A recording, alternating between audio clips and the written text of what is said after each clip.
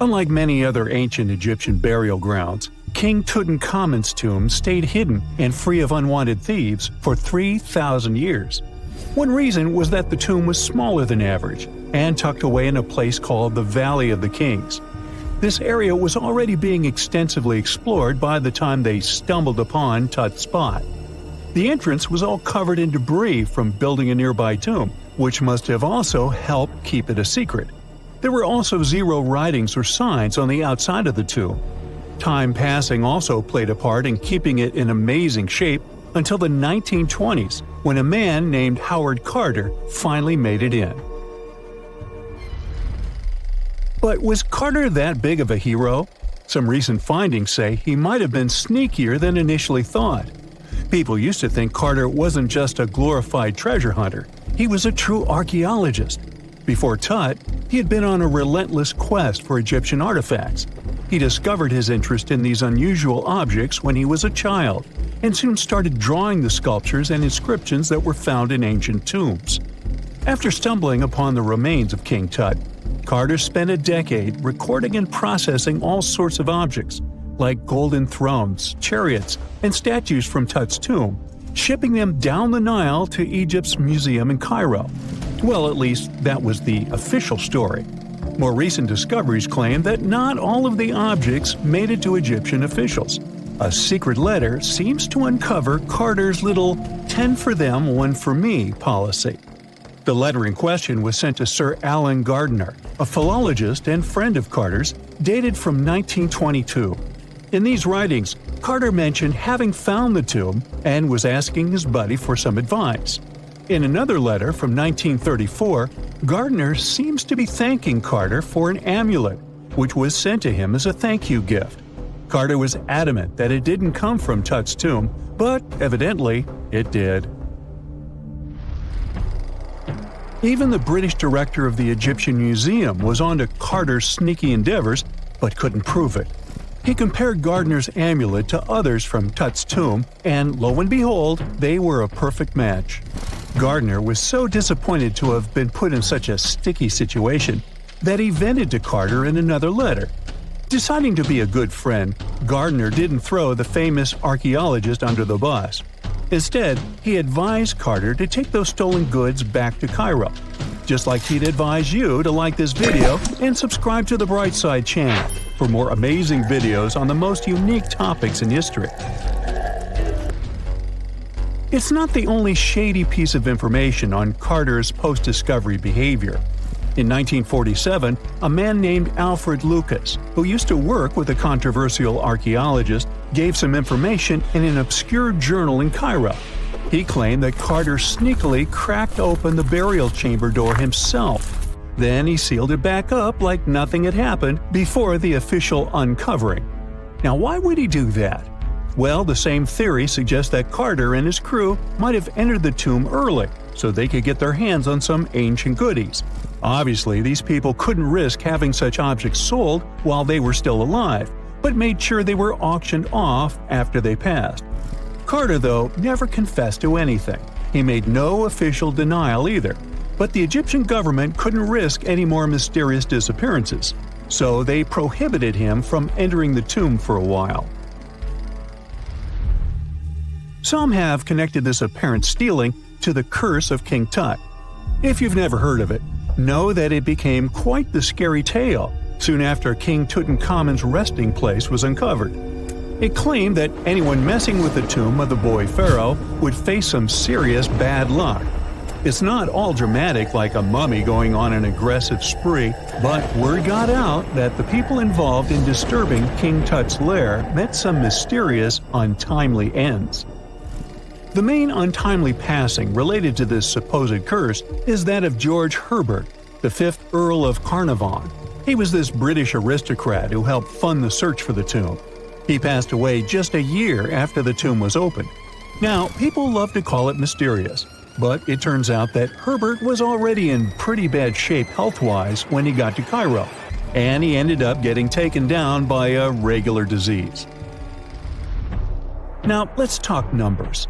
There were a lot of people linked to this tomb opening: security guards, archaeologists, and supporting staff. And sure, a few of them did pass not long after the tomb started receiving visitors. As much as we'd like this curse to be true for the sake of, good storytelling, statistically, if you have a bunch of people connected to opening a tomb, you'd expect some passings just by random chance. The average lifespan for those supposedly targeted by the ancient curse was more than 20 years after the spell was supposed to kick in. Herbert's daughter even lived until the 1980s, that's half a century later. And Howard Carter himself lived until 1935, a solid 16 years after the big reveal. Some have suggested that the whole curse was nothing more than a careful PR strategy. You see, when Tut's tomb was found, Howard Carter wanted to make a priority out of keeping nosy reporters away. So he might have come up with a curse hanging over anyone entering the boy king's resting place. But what was stolen from King Tut's tomb anyway? Well, some jewelry to begin with. It might have been snatched by Howard Carter himself, according to a French specialist. He did some intensive research by looking at old pictures taken from inside the tomb back in the 1920s. He compared those images to various objects from museums and auction houses. He soon started to piece together the whereabouts of some of Tut's jewelry. First up, there's this collar that used to be on Tut's chest. It was all broken into pieces, and some parts went via Carter to the Nelson Atkins Museum in Missouri. Meanwhile, other bits ended up on a necklace owned by some unnamed people who tried to sell it in 2015 but failed. Even the Nelson Atkins Museum agrees, as they've confirmed the information on their website. Then there's a headdress piece. Some beads from it that once belonged to Tut apparently got stolen by Carter too. They were also strung into a necklace and are now being held at the St. Louis Art Museum. Another fancy collar made out of glazed ceramic magic spent some time at the Met, far away in New York. Thankfully, it was sent back to Egypt a bit over a decade ago. This seems to have been, as you'd expect by now, also stolen by Carter. Missing artifacts aside, King Tut still gave a ton of amazing objects that helped us learn more about this incredible ancient culture. Starting with the famous burial mask. It's this massive 21-inch gold art piece with semi-precious stones and glass paste. It weighs 22 pounds and showcases the boy pharaoh with a long beard and a headdress with a cobra and vulture. On the back, there's this spell from an important ancient Egyptian spiritual book that's supposed to make sure it works just as well in the afterlife. Tut was also apparently a board game enthusiast. They found 4 board games in his tomb, some made of ivory. Archaeologists also found a pair of gold sandals, though you'd imagine they were more for show than for comfort. In fact, the pharaoh probably never wore them in his lifetime. Now, speaking of fashion items, it turns out Tut was quite the fancy ruler. They even found a mannequin in his tomb that was used to pick out, adjust, and store his outfits and jewelry. The boy king seemed to have also enjoyed some music, based on the 2 trumpets historians found in his tomb. Though they were played back in 1935 in a BBC broadcast, the instruments are today considered too fragile to be maneuvered. The first photograph was taken in 1826. Yeah, there I am, way in the background. I'm waving. From then on, we've had countless images taken all over the world. Back in the day, if you really wanted your portrait taken, you needed a painter to help you with it. You would have had to stand still for long periods of time, making sure the light was just right. And let's face it, those portraits weren't really as exact. Maybe you'd have asked for your eyes to be a bit brighter, or your lips a bit poutier. When it comes to famous people in ancient history, there's not much we can do in terms of photography. It's simple. There aren't any pictures or famous ancient people. We can try to imagine what they look like based on their paintings or on texts written about them by highly regarded scholars. Fortunately, more and more as years go by, this lack of knowledge will become a thing of the past. Enter forensic facial reconstruction. With the help of this amazing science branch, we can now have a better understanding of what ancient celebrities look like. But how are scientists able to do that, you might ask? Go ahead, ask. Turns out that a person's skull can tell a lot about their appearance. Everything from the brow bone to the distance between the eye sockets can showcase a realistic profile. Even the nasal chamber or the shape of one's chin can influence how your face will end up looking like. It's like the skull is a blueprint for the face. Using these bones, artists and forensic anthropologists can work together to reconstruct your appearance through the magic of forensic facial reconstruction. It's like real-life detective work, but with more clay and less drama. Now, I guess you're thinking, how correct can these reconstructions really be? Well, the finished product may not reflect all the details, sure. You can't tell a person's eye color or skin tone just by studying the skull. Facial hair is equally hard to tell, and if you have plump cheeks that make you look so cute, your skull will never tell the secret. But even with those limitations, facial reconstruction can still show us what someone in history may have looked like. The process itself is pretty cool. A trained sculptor works with a forensic anthropologist to figure out the skeletal features and build up the facial traits using clay. Anthropologists have to consider things like age, gender, ancestry, and any injuries or tooth loss. Scientists can also do such tasks digitally these days with the help of computers and design software. With all these amazing scientific advancements in mind, did you hear the latest news about King Tut's family tree? Well, apparently his possible father, an ancient Egyptian pharaoh, just got a new face makeover. And let me tell you, he's looking regal and serene due to some digital reconstruction magic. But even though this is the most correct representation of him so far, we still don't know for sure who he really is. This fellow was found in 1907 in the Valley of the Kings, just a few feet away from King Tut's tomb. Scientists have been studying him for over a century and think he might be Akhenaten, King Tut's daddy, and a very important Egyptian ruler for that matter. Still, some experts remain skeptical and say we need more evidence to confirm his true identity. The reconstruction of this ancient pharaoh's face was a months-long project by a group of brilliant scientists in Sicily. They even brought in a 3D forensic artist from Brazil to help out. The new model is different from earlier ones because they wanted to focus on his facial features and not get distracted by his hair, jewelry, or other bling.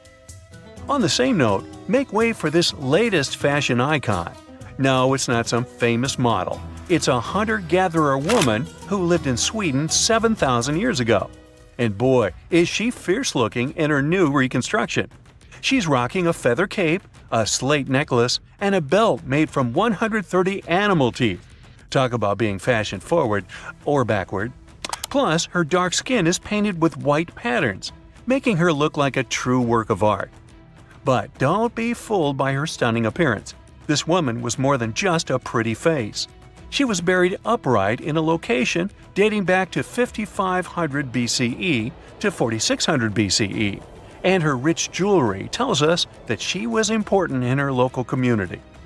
Thanks to the work of an archaeologist and sculptor, we can now see what this ancient woman looked like.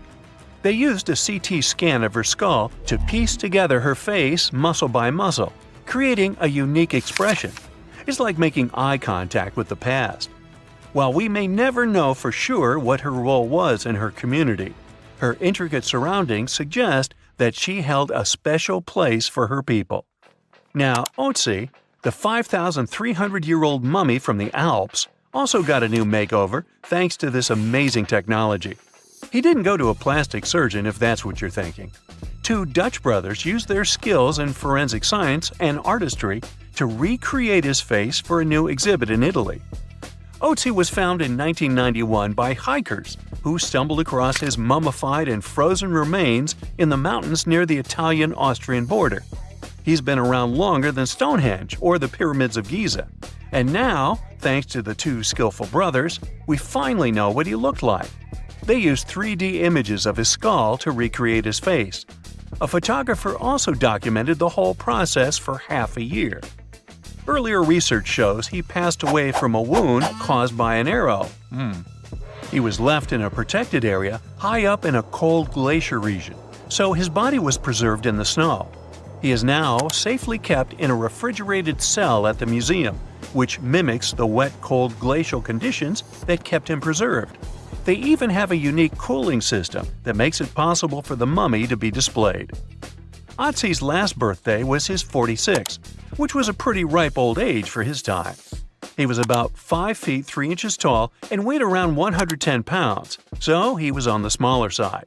But hey, size doesn't matter when you've been around for over 5,000 years. King Henry VII got a digital makeover as well, and boy does he look good. A graphic artist used a mask of Henry VII's dating from 1509 to create an impressive and realistic reconstruction. Why a mask, you might wonder? Well, before photography, people used wax masks to preserve someone's likeness more accurately than paintings or illustrations. And let me tell you, the restoration of this Henry was a game changer. Henry VII was the King of England from 1485 to 1509. A depiction of him, which can be found at Westminster Abbey, was already lifelike, but the new digital reconstruction takes it a step further. It took the team behind it about 2 months to complete, using a combination of software, custom algorithms, and really tedious image adjustments that were done manually. The project started with a high-resolution image of the mask, which was then used to create a 3D model of the subject's face. From there, the lighting was designed. Lastly, facial markings and hair were added. But what's even more fun is that a beard was added to Henry VII's face too, since men during that era were commonly bearded, wore a beard. We'll never know for sure if he was bearded or not, but it's a hilarious touch that adds to the character of the reconstruction. The same team has also created facial reconstructions of other historical figures, like Mary Queen of Scots or Oliver Cromwell. These masks are like secret passages to another time, if you think about it. It's amazing how technology can take us back thousands of years to see faces we've only imagined. And who knows, maybe in a few hundred years, someone will recreate our faces from a selfie we took. When you think of an epic desert scene with blazing sun, endless dunes, and those magical little oases, you probably picture the legendary Sahara, right? But what if I tell you that 11,000 years ago, this vast expanse of hot sand looked totally different than it does today? Yeah, I don't know, I wasn't around then. But I'm told that back then, what we now call a desert was a lush paradise, brimming with lakes, rivers, grassy plains, and even woodsy forests. So, where did all this water go? There are many stories about the distant past of our planet when deserts were covered with jungles and forests. And then something happened, like changing climates or colossal earthquakes, and it all turned green lands into dunes. But how about a theory that Sahara became a desert because of humans and goats? The Sahara has seen its fair share of wet and dry drama throughout the ages, mostly thanks to little shifts in Earth's orbital tilt, causing variations in how much solar radiation hits the atmosphere. There were even times called the African humid periods, when the rain would pour in and transform the dry landscape into a bright green haven. But between 8,000 and 4,500 years ago, something really funky happened to this region. Certain areas went from humid to dry, way too fast to explain it by just orbital changes. In the blink of an eye, the lush Sahara turned into the Sahara we know today. Now, if you ask scientists why it happened, they will tell you, oh, it's just poor parameterization of the data. Bet you didn't get it, did you? What? Well, right, let me translate it from scientific to common human. It means they really don't know the answer themselves, and they got a bunch of missing puzzle pieces. But as scientists sifted through ancient dirt and pollen samples, they spotted a quirky trend. Wherever there were pastoralists, also known as humans with their domesticated animals, the plant life seemed to shift. It was as if every time humans and their furry friends meandered through the greenery, they turned it into scrub and desert right behind them. Oops. Yep, chances are that by overgrazing, humans were sapping moisture out of the atmosphere, since plants give off moisture, which helps make clouds and making things even sunnier, leading to a quicker end of the humid vibes. Plus, our ancestors may have been getting a little too cozy with fire for land management, further speeding up the desert takeover. Anyway, scientists are sure that this lush Sahara would have turned back into desert eventually, even if humans hadn't shown up, thanks to Earth's natural rhythms. So there's no need to pin this abrupt change solely on humans.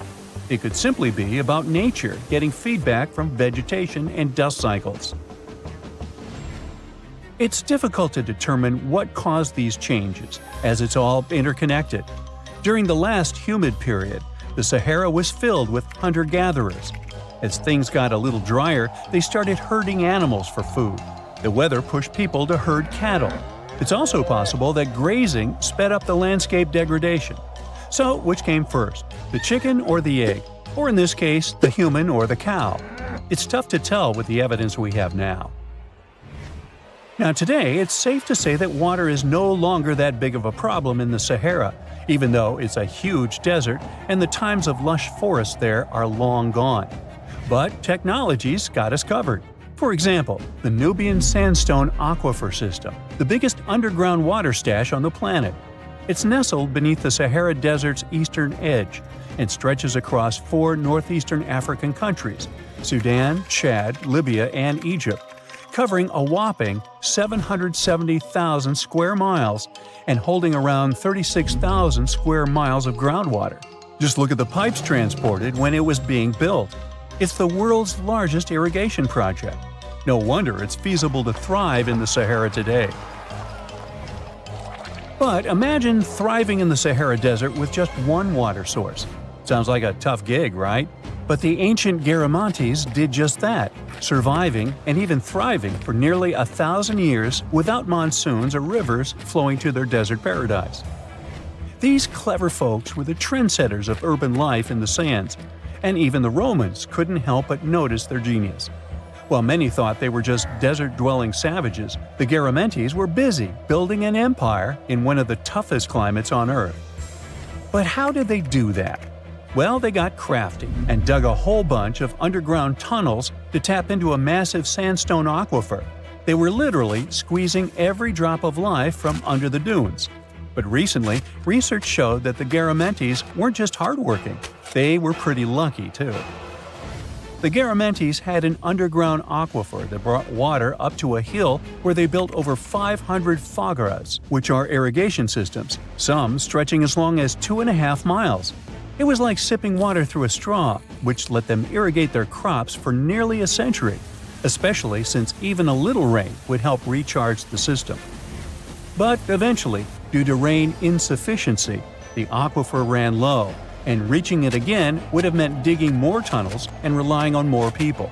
That's a tough problem, considering these people were in the middle of food and water shortages. Guess I don't need to tell you what happened to the Garamantes, do I? The fall of the Garamentian culture might be linked to several factors. It may have been due to climate changes, or they may have simply used their water resources too much. Back in the day, the Sahara Desert was actually fertile agricultural land, thanks in part to the cool irrigation system the Garamentians created. But since fossil water isn't something you can replenish over time, the groundwater levels dropped pretty low. This likely played a big role in the kingdom's decline by the late 7th century CE. That sounds like someone who hit a lottery jackpot, used up all the money, and went back to their original not-so-cool job once the bank account got fully drained. Oh, by the way, even if the Garamantes left some secret wisdom messages for us, the chances are we'll never get what they wanted to tell us. Nobody really knows what language they used, and their texts are nearly indecipherable to us today. But let's go back to the Green Sahara. So it transformed into a desert about 4,500 years ago. But today, we can understand how people lived in those times in the Sahara thanks to natural parks in Africa that have the ultimate outdoor art gallery. There are well over 15,000 ancient paintings and carvings depicting everyday life from around 11,000 years ago. However, if the carvings aren't enough for you and you feel like visiting an actual green desert, all you have to do is book a flight to California. One of the most beautiful phenomenon in the world, the superbloom, takes place here. Look at all these colors – orange, green, pink. It's a miracle. Wildflowers bloom right in the middle of a hot desert after several years of rainfall in dry places. It's such a bright and colorful landscape that superblooms can be seen from space. This rare phenomenon can be observed in other arid places and deserts in western and southern Africa, western Australia, and Chile. In all these places, the weather is very hot and dry in summer. Mild humid air comes in winter, and this is the ideal environment for mass flowering. Flower seeds that lie in desert sands can wait for decades before starting to produce flowers. When the hot sun destroys all the weeds and grass, and the rainfall becomes enough to moisten the soil, the seeds are kind of like, well, okay, now it's our turn to play a big game. And then hundreds of thousands of tourists come to take photos and post these beautiful pictures on social media. And this, unfortunately, is one of the main dangers for flowers. Therefore, if you find yourself in a place like this, don't pick the flowers and don't trample on them. Stay on the path, don't litter. Take only pictures and leave only footprints. You get it? Good. Secant cosine tangent sine 3.14159. Yeah, that was the cheer we heard coming from the trigonometry club back in the day. For the rest of us in math class, terms such as sine, tangent, and pi were just bewildering. Who invented these and why? Was their only purpose to make it harder for students? Well, not quite. Trigonometry was invented by the ancient Egyptians. They needed this knowledge to construct pyramids, and they did a pretty good job too. The Great Pyramid in Giza still stands today, some 4,500 years after it was built. No recalls either. So let's get out of that classroom and on a journey through time to reveal the secrets behind the ancient Egyptians' precision. Here you are, standing on the Great Pyramid's construction site, some 9 miles from Cairo. Well, the city still isn't there, as you're surrounded only by the desert and teams of construction workers.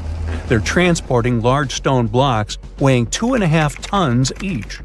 They're inside a wooden sled that sits on large rollers. A crew of 8 men rolls these blocks along the ground. You immediately think of the rollers on a supermarket cash register. The principle is exactly the same, but the scale is greater, much greater. Scientists estimate that the Egyptians used 2.3 million such blocks in the Great Pyramid alone. And the block in front of you is one of the lighter ones. The heaviest of them weighed up to 15 tons. But where did all these blocks come from? Most of them originated from quarries around Giza. It's not that impressive, you think? But wait until you hear how ancient engineers transported the granite used in construction over 500 miles to the pyramid. There were no railways or highways back then, but the mighty Nile was always there. Researchers even believe that the Egyptians dug a canal to connect the Nile directly to the pyramid's construction site. All they had to do then was to wait for the flood season to begin, and voila! The rising water levels floated the heavy stone blocks for them. But how did they lift the enormous stones on dry land to stack them up to the top? Did they use oversized cranes?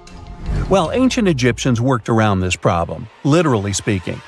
One of the workers is now pointing to the giant ramp going around the pyramid they're building. This is how a mountain road zigzags its way to the top. If the ramp went directly to the top of the pyramid, then workers couldn't pull the stone blocks along it. It would be too steep. Scientists have calculated that 8% could be the maximum incline. So ancient Egyptians just extended the ramp around the pyramid. Again, these are all theories, as the ramp could have been inside the pyramid, as some researchers suggest. The exact building method is still a mystery, guarded by the Sphinx.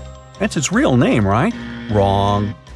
As the Great Sphinx is just the statue's alias. You know, the name writers take when they want to hide their true identity, or a singer's stage name. The Sphinx's real name, translated from Egyptian, means Horus in the horizon. That was the name for the Egyptian deity of the sky. The trail of mystery doesn't end there. As a man walks past you with a bucket of paint, he's going to add a touch of color to the Great Sphinx. Researchers found specks of this red color next to its ear. That was some strong paint, as it survived for thousands of years. You are now standing straight in front of the Sphinx. You look up. It's very tall, right? 66 feet to be precise. Now resist the urge to take a selfie. You can do it. Now you notice something else. It looks like the Sphinx is in the center of a giant triangle in the back. That's one side of the Great Pyramid. And no, your eyes are not playing tricks on you. The Sphinx really does sit in the center of the pyramid's lateral face. Here's where math comes in handy. A pyramid has 4 sides, called lateral faces. There's also a 5th face, the base, but that's not visible. It's, wait for it, face down. The Sphinx has one last mystery to reveal: its age. Scientists agree that Pharaoh Khafre built the Sphinx. He ruled after his father, who had built a great pyramid nearby. So both structures were finished around the same time. Let's talk about numbers again. You've heard of Cleopatra, the Egyptian princess described as a woman of great beauty. Hello? She saw the pyramids, but she lived closer to the time of the first iPhone than the time of the people who built the pyramids. Fascinating, right? You can see thousands of people around you. They're working hard to build the pharaoh's tomb. But how many of them are there exactly? One Greek philosopher estimated there were as many as 100,000 workers. Seems like an okay number for such an enormous structure, but it can't be true. Science simply can't back up this number. Egyptologists put the total number of workers at 30,000. And yes, Indiana Jones was one of them, at least on the big screen, but he showed up late. Egyptologists know a lot about the pyramids, but not everything. Not because they don't want to, but because they haven't yet dug up enough evidence. They can only guess how the building process went. First, engineers would arrive to choose the right spot and do the necessary measurements. That's why they needed all that complicated math. Then, it's time for sourcing the material, the large stone blocks I mentioned earlier. When boats deliver them to the site of the future pyramid, workers can finally do their thing. They operated in smaller groups, but there were at least 2,000 of them chiseling and carving away at any given time. Sounds like a typical construction site today? Well, that's because it is, just thousands of years ago. It's amazing what ancient Egyptians were able to achieve with just copper and stone tools. The pyramid is now complete in front of you. But is it the same pyramid we see today? Why is this structure shining bright in the desert sun? Isn't it supposed to be a dusty yellow color? Well, no. Human activity and the elements have completely stripped the outer layer of stones over time. Expert craftspeople polished these blocks using nothing but stone and sand. The end result was a smooth and shiny rock. On the day it was completed, the Great Pyramid of Giza was a perfect triangle of light. Its polished sides acted like giant mirrors, reflecting the powerful Egyptian sun. This is the point where you should put your glasses on, and that shiny thing you see at the pyramid's very top is actually gold. The capstone at the top of the pyramid is called a pyramidion. It was covered in sheets of gold. As you can guess, these were the first stones to disappear. Let's make another stop before we get you back to your classroom. We travel to the British Isles, and no, Stonehenge isn't our destination. It is Newgrange in County Meath. Scientists estimate that the ancient peoples of Ireland built this stone monument around the year 3200 BCE. This makes it older than both Stonehenge and the Great Pyramid in Giza. The function of the circular mound in Newgrange is the same as the one of the Great Pyramid and equally mysterious.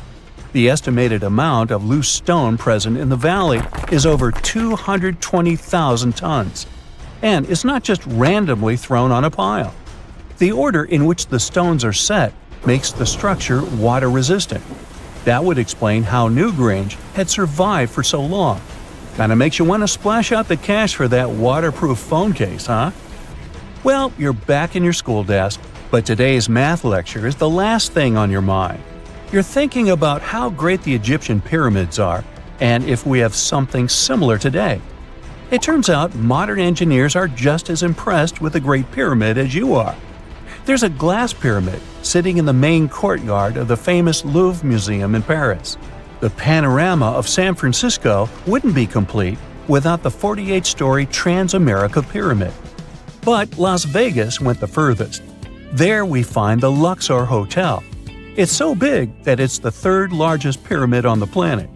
And guess what's in front of it? Yup, a replica of the Sphinx. It's 110 feet tall, 2 stories higher than the one in Giza.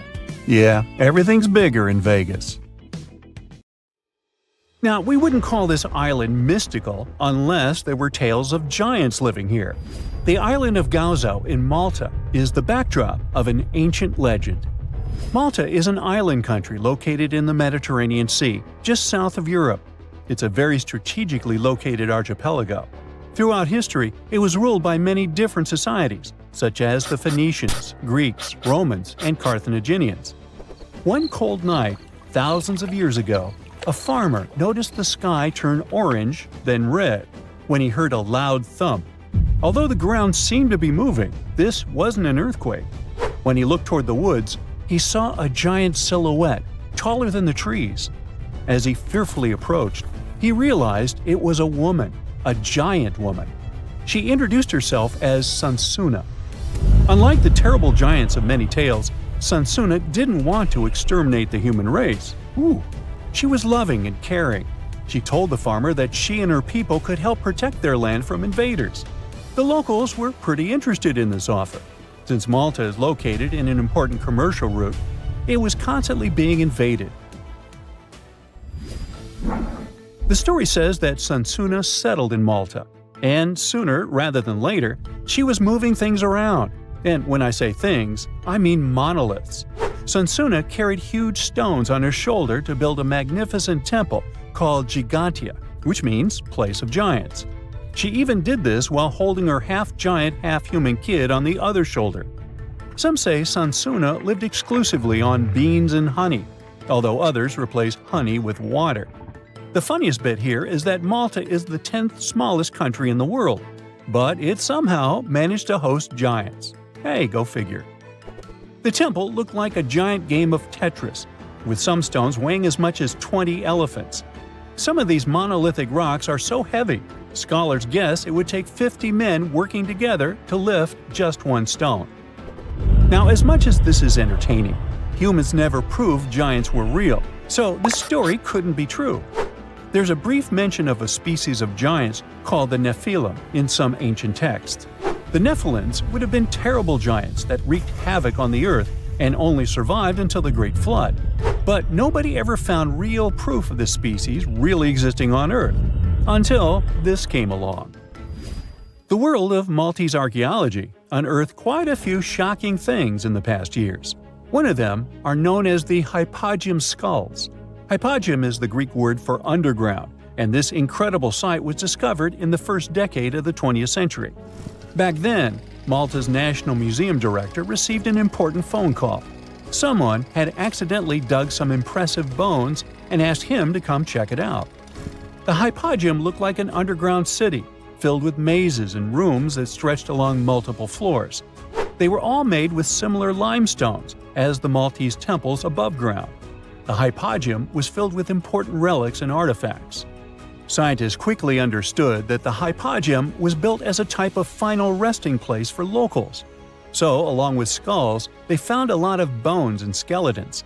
One of these artifacts were skulls, but these weren't regular human skulls. Rather, they were of the elongated type. To make matters worse, these skulls were hidden from the public for years. People started to talk and created a bunch of theories behind it. The truth is that this discovery was a turning point for Maltese archaeology, although scientists didn't know what to do with it. Some wondered if these skulls were natural or manipulated, since they knew some cultures in the world used head binds to alter their skulls. Other scientists threw in the hypothesis of little gray people or even the legendary giants. Some say that the elongated skulls could have been sculptures that worshipped otherworldly deities. There was no way to confirm any of these theories, so the question remained: who were the builders of Malta's megalithic temples? Now let's take a look at what scientists know. The Maltese megalithic temples have been standing strong since 3500 BCE, which is even older than the pyramids of Egypt. The main dilemma here is that these temples were built even before we invented writing, yet they required advanced technological skills to exist. The Ggantija Temple seems too absurd to have been built by humans. The South Temple has a corridor with 4 oval rooms on the sides, looking like a big shamrock leaf. In one of these rooms, scientists found altars decorated with spiral patterns. It looked like an altar of some sort, indicating early Maltese people used them for ritualistic purposes. The North Temple is similar but smaller, with a very low entrance that makes people crouch down to get inside. You get it? You need to bow down to their deities in order to get into this sacred place. I mean, one can't help but wonder about the secret reasons these ancient builders had to build such a huge temple. I'm thinking they probably cast one of Daenerys' dragons to move the monoliths around. Yeah, I'm joking here. But hey, remember the entrance to King's Landing? Yup, the series used the Medina Gates in Malta as the exterior of King's Landing during Episode 3 of Season 1. Anyways, back to the giants. The ritualistic theory of the whole thing won a few points when archaeologists uncovered these mysterious figures.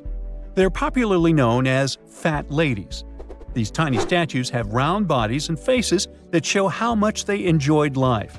They kind of look like a miniature Sunzana, the giantess we talked about. Scientists believe these were statues that celebrated well-being and prosperity. It does prove that the people of the time had advanced craftsmanship skills, and they were pretty intentional with their constructions and art manifestations. One of these statues is known as the Sleeping Lady. This Neolithic piece of art depicts the figure of a large woman lying on her side sleeping. After studying it deeper, scientists guessed this statue was meant to represent the Great Reaper. It was found in the hypogeum, which we now know was a huge resting place. This specific statue is different from all the other fat ladies, starting with the hair and the embroidered skirt.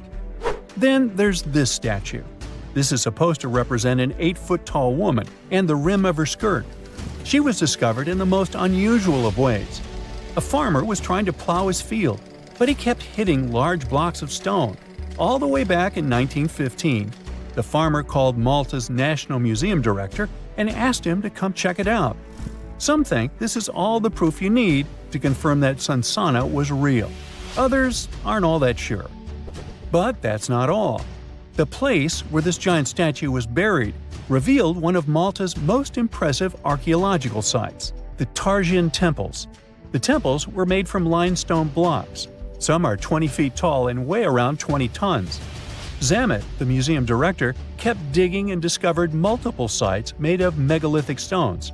All of them supposedly built by Stone Age farmers, all stranded on a remote island in the Mediterranean Sea thousands of years ago. It just doesn't make sense. I mean, look at these temples in Manidra. This is probably the world's earliest calendar.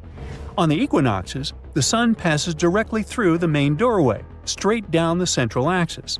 On the solstices, there are two superb variations. During the summer solstice, the rays fall on the edge of the megalith to the left of the doorway, and during the winter, the rays fall to the right side of the doorway. It's astronomical precision at its finest. And what about the structures in the Hal Tarshan that we've already talked about? This complex is the oldest one in all of Malta. It was built with the purpose of doing animal offerings to deities. Scientists confirmed this by unearthing numerous animal bones buried in the soil. They also found a great collection of spirals, indicating that the locals also used this temple for ritualistic purposes. Overall, there are 7 megalithic temples in Malta, each more impressive than the other. Scholars keep on digging to see if they can uncover the truth, much like researchers do with the pyramids of Egypt, the lost Mayan cities in the Americas, and other sites. You're flying over the Sahara Desert in a small, light aircraft when you spot something truly weird. It seems to belong to a very different part of the world, the ocean. But what ocean can be huge enough for this monstrous sea star to dwell there? You descend and realize that it's not a sea star. It's a towering dune with a pretty unique shape, and it's not alone. From afar, these magnificent sand structures look a bit like pyramids. They have pointed tops and radiating arms. Called star dunes, they're the most complex and largest desert dunes in the world. They're the tallest of their kind, but that's not the coolest thing about them. Researchers have found similar formations on Mars and even on one of Saturn's moons, Titan. Star dunes aren't super rare, but they're especially widespread in southeastern Morocco near the border with Algeria. That's where you're flying at the moment, and the breathtaking dune you're marveling at is Lella Lalia, probably the most famous of them all, a giant 330 feet tall. Scientists believe that it formed in less than 1,000 years. How about doing some research to find out more about these unusual formations? There, I see a great spot for landing. Star dunes got their name because of their multi-armed shapes. They form in areas where winds change direction throughout the year. But even though you can find them in different places on our planet, there is just one confirmed star dune in the rock record, the collective record of Earth's development reflected in preserved rocks. The star dune in question is in Scotland, and it's ancient, from about 250 million years ago. That's all we know about super old star dunes. Probably because we don't know what to look for to identify one. Another problem: star dunes often form in remote locations, which makes them extremely difficult to study. Imagine reaching the nearest settlement, then somehow traveling who knows how many miles to the dune itself, and then slogging up several hundred feet of shifting sand. I'll pass. But you can go since you've already landed, and the dune is right here in front of you. Currently, you're in a dune field called Shady. Lucky for you, this area has long become a popular tourist stop. Look, in the distance, there are hotels and even a good road. Scientists who examined Lella Lalia before you used ground-penetrating radar to find out more about the sand formation. This equipment can detect the tiniest differences in sand grain sizes and water content under the surface of the dune. That's how you can create a picture of its interior layers. Look out! Phew, it was a close call. See this trench? The researchers dug such trenches to take samples of long-buried sands and then examined them. It's a pretty cool process. The thing is, while buried deep inside, the quartz in the sand accumulates radiation coming from natural sources within our planet. We can compare the grains of quartz to minuscule rechargeable batteries. They can store the energy they get from radiation. When researchers bring them to the laboratory, they can make the grains release that energy, which comes out in the form of light. Scientists can measure the brightness and say when the sand enjoyed sunlight for the last time. Now, when those experts who dug the trenches looked inside Lella Lalia, they were shocked. The enormous formation turned out to be very young, for a dune, of course. You'd expect a dune that is several hundred feet tall to be pretty old, like thousands or tens of thousands of years. But that wasn't the case. Well, at least not entirely. The upper part of the dune has turned 900 just recently. But look at the sand near the base of the dune. Yep, right there. Well, it was buried there around 12 or 13,000 years ago, representing ancient dunes in the area. Those good old dunes were active for a couple thousand years, and then something went wrong. Because for a whopping 8,000 years, the sand wasn't accumulating there. A mystery? Scientists might have an explanation. You see, the first part of this quiet period occurred during the time when the climate became warm and wet. Yep, even in the Sahara. It happened about 11,700 years ago. It was the end of the last ice age and the beginning of a new era, the Holocene. And guess what? The Sahara went green. It started blooming like your local botanic garden. Plants started popping up all over the place, stabilizing the sand. If you had visited the Sahara during that period, you wouldn't have recognized this place. But you would have likely come across humans wandering marshy landscapes and hunting for food. Researchers have found pottery fragments and stone tools on one side of Lella Lalia. That's true.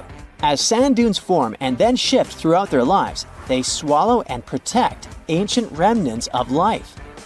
Just dig well enough and you might find something that will provide you with a window into the past. It can be ancient fossils, anything from fossilized shells and corals to prehistoric plants. Those can offer precious insights into the history of our planet and the living beings once inhabiting certain regions.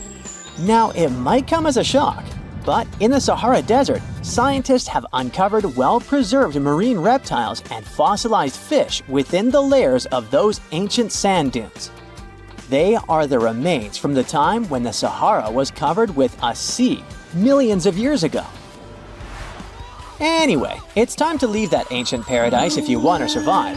4,000 years ago, the wet period came to an end, and the Sahara dried out again. Interestingly, our dune didn't begin building up right away.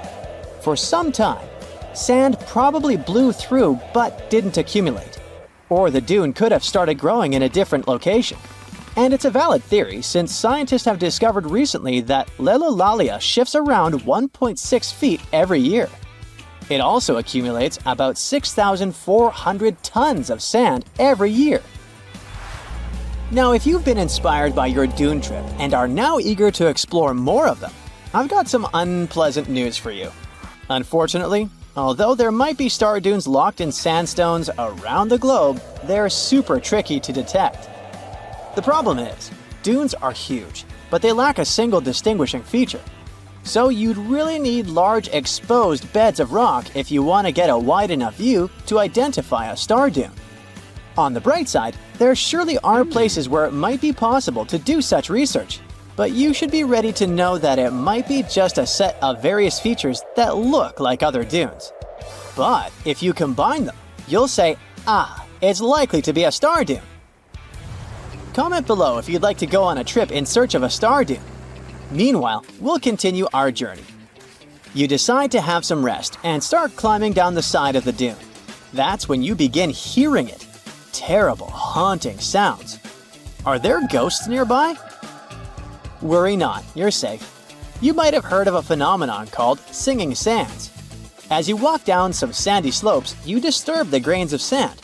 They rub against each other, producing friction that creates those eerie melodies. With each step, the sand beneath your feet comes alive in a ghostly choir of whistles and whispers. The sounds range from low hums to loud, high-pitched wails, as if an otherworldly symphony is echoing through the dunes. But of course, scientists have their own very practical explanation, attributing this phenomenon to the right atmospheric conditions combined with the unique size, shape, and moisture content of the grains. Now you've almost made it all the way to the bottom of the dune, but beware of slip faces. When a sand dune reaches a certain steepness, it develops a slope. That's the very slip face I was talking about. This slope is usually on the leeward side of the dune and sheltered from the prevailing wind. Sand grains start accumulating on the windward side, slowly creeping along the dune's gentle slope. At one point, they reach the top. Gravity takes over and they start sliding down, triggering a cascading effect. It looks like a miniature sand avalanche, and I wouldn't want to end up in its way. There once was a kingdom where the ancient Egyptians traveled to buy gifts for pharaohs, sort of like an ancient shopping mall. This kingdom, named the Land of Punt, was rich in luxury goods, including gold, aromatic resins, blackwood, ebony, ivory, and exotic animals like leopards and baboons. All of these sound like great gift ideas to me. The Land of Punt was an especially important trading partner for Egypt for over 1,000 years. But if you plan to go there, the bad news is that it hasn't survived to these days, and nobody knows for sure exactly where Punt was located. We only know about it from records. The most famous of them were left on the walls of the temple of Queen Hatshepsut, who had sent an expedition to Punt. Scientists have been trying to find the exact location of this rich land for over 150 years. It could have been southeast of Egypt, in a coastal region south of it along the Red Sea, Gulf of Aden, and the Indian Ocean, or it could have covered the Horn of Africa and the area across the sea in southern Arabia. Now researchers were finally able to narrow down the possible locations thanks to a study of baboon mummies. Ancient Egyptians admired baboons and even thought they were related to the deity of the moon and wisdom. One species, the sacred baboon, was often shown in wall paintings, sitting with its tail curled to the right, and was mummified in this position. Another type, the olive baboon, was wrapped up in one giant cocoon. Both types were found in the tombs of the Valley of the Kings. But if you remember geography lessons, baboons just don't wander around Egypt. So they must have been brought there through trade with other regions. Primatologists, Egyptologists, geographers, and geochemists look at the mummified baboons from two different time periods in ancient Egypt. Some were from the New Kingdom period, and others were from the Ptolemaic period. The scientists did some more hard work and analyzed tissues from 155 baboons from 75 separate places in Eastern Africa and Southern Arabia. Those were all areas that they thought could be the ancient Land of Punt. They measured oxygen and strontium in the baboons' bodies. When animals drink water and eat plants, their teeth, hair, and bones show a geographic signature of where they've lived, thanks to these elements they contain. Scientists use a special method called isotopic mapping and found out that the New Kingdom baboons they analyzed came from a location in Eritrea, Ethiopia, or Somalia. 5 mummified baboons from the Ptolemaic period had strontium levels that matched those found in Egypt. So, ancient Egyptians might have had a special place to breed and keep baboons, probably in Memphis, a city in Lower Egypt, not Tennessee. Meanwhile, paleontologists from New Zealand got lucky, as some boulders had split open from the tide and revealed fossils of the largest penguin that has ever lived on Earth. The scientists used laser scanners to make 3D models of the ancient penguin bones. They compared these bones to the flipper size of modern penguins and did some math as to how much the old penguins might have weighed. Today, the biggest penguins, emperor penguins, weigh between 55 to 100 pounds. Researchers think that the penguins from the past that they found weighed around 340 pounds, real giants in the penguin world. These huge flightless birds lived in the oceans around New Zealand more than 50 million years ago, after the dinosaurs went extinct. They totally took advantage of their big bodies to stay warm in the cold water. They might have even traveled the world thanks to it. And they'd scare off any predators, but they didn't have any. The asteroid that took down the dinosaurs also got rid of most big marine reptiles, and the ancestors of seals and whales were still living on land. Back in 1992, 4 farmers in China were draining water from their ponds and accidentally bumped into a ship full of gold and ancient statues worth millions. Just kidding, they actually found the Longu Caves.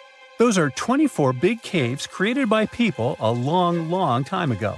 Even though they are so large and well-made, no one knows who built them, why they were built, or how they were built.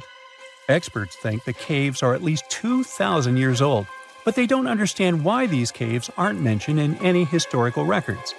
All of the Longu caverns look the same and aren't connected to each other.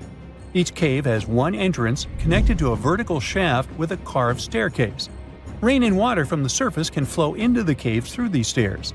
To manage this water, the caves have special grooves, channels, and a system to catch the water at the bottom. So it looks like the ancient builders were real pros when it came to drainage and water management. Maybe my town could learn a lesson from them, as it turns into Venice after every heavy shower. Anyway, the caverns were built below a hill, named after a bird that is one of the most respected creatures in Chinese mythology and culture. It symbolizes all the best things, like high virtue, grace, and the union of yin and yang. Scientists think there could be a connection between the caverns and the bird, but it's just a theory so far. Experts from the National Institute of Ocean Technology in India were doing their routine pollution surveys when they found some structures that looked like a city underwater. Using special sonar technology, the team found big geometric shapes on the ocean floor. They brought up different items from the site, like pottery, beads, sculptures, parts of walls, and even human bones and teeth. They thought the ruins belonged to a civilization older than the Bronze Age Indus Valley Civilization, which is the earliest urban culture of the Indian subcontinent that we know of so far. But not everyone joined in on celebrating this awesome discovery. Some archaeologists refused to believe it and thought it could be some computer tricks. And even when they saw hundreds of artifacts from the ocean floor, they said an ancient river could have brought them there from someplace else. The team that discovered the underwater site decided to prove they were right. They chose a piece of wood as their main evidence. They tested it and found it was 9,500 years old. That could be the age of the entire site. Skeptics still insist that we can't rewrite all human history because of one piece of wood. Even 23 years since the discovery, no one is sure about the final answer. This is partly because it's hard to explore the site. It's in extremely dangerous waters with strong currents and riptides. During the cool Antarctica's summer, from late November through January, geologists from the University of Wisconsin-Milwaukee climb the frozen slopes of the Ggantija Promontory in the Transantarctic Mountains. High above the ice fields, they look through the mountain's gray rocks for fossils from when the continent had green forests. By the end of their trip, the geologists found fossil pieces from 13 trees. These fossils show that the trees are over 260 million years old. This means the forest grew at the end of the Permian period before the first dinosaurs even appeared. More than 90% of all species on Earth disappeared back then, including the polar forests. These trees would have been very tough if they grew in Antarctica and could have survived. But a huge increase in gases like carbon dioxide and methane must have taken them down. This Antarctic forest is a terrific way for us to see what life was like before the extinction, and we might even understand what caused it. It also shows us how plants were different back then from those we are used to now. Phew! This summer has been turning up the heat like never before. We feel like roasted marshmallows on a sizzling grill. Yes, the world is getting hotter, but some regions have always fought with high temperatures.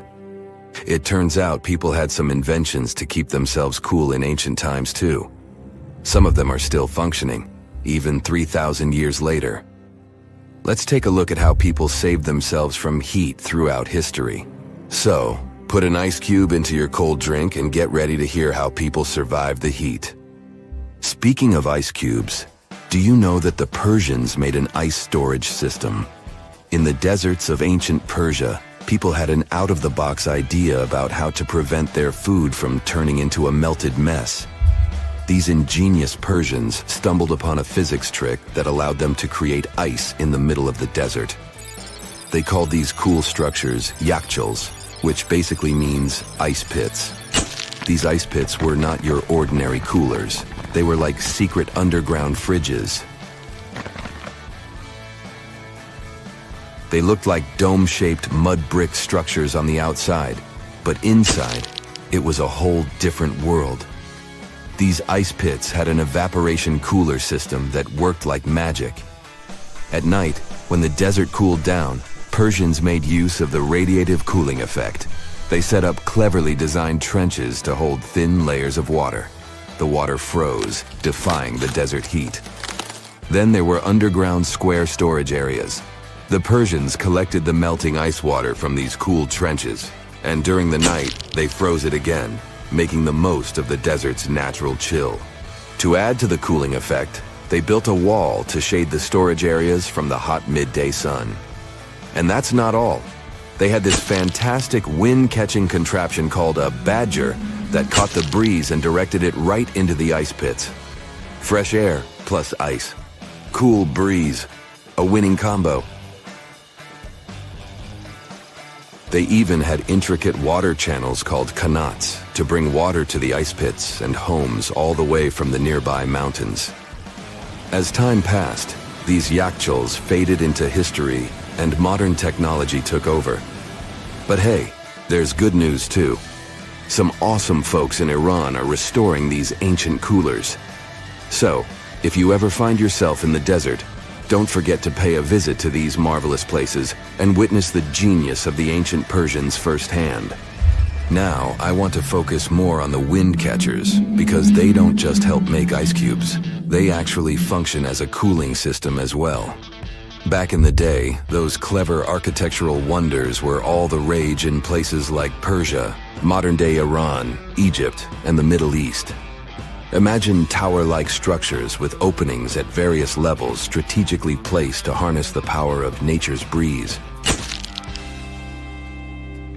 These openings were like magical portals for the wind. They captured those refreshing gusts and guided them right into people's living spaces. Basically, they were natural air conditioners.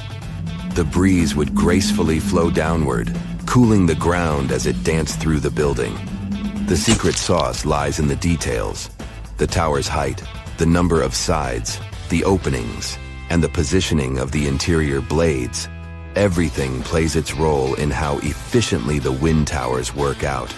Thanks to these wind catchers, ancient societies could enjoy comfy indoor temperatures without sweating. Can you imagine living in those times? Feeling the gentle breeze whisking through your home, keeping you feeling fresh and chilled out? The Persians are often credited for inventing these awesome wind catchers.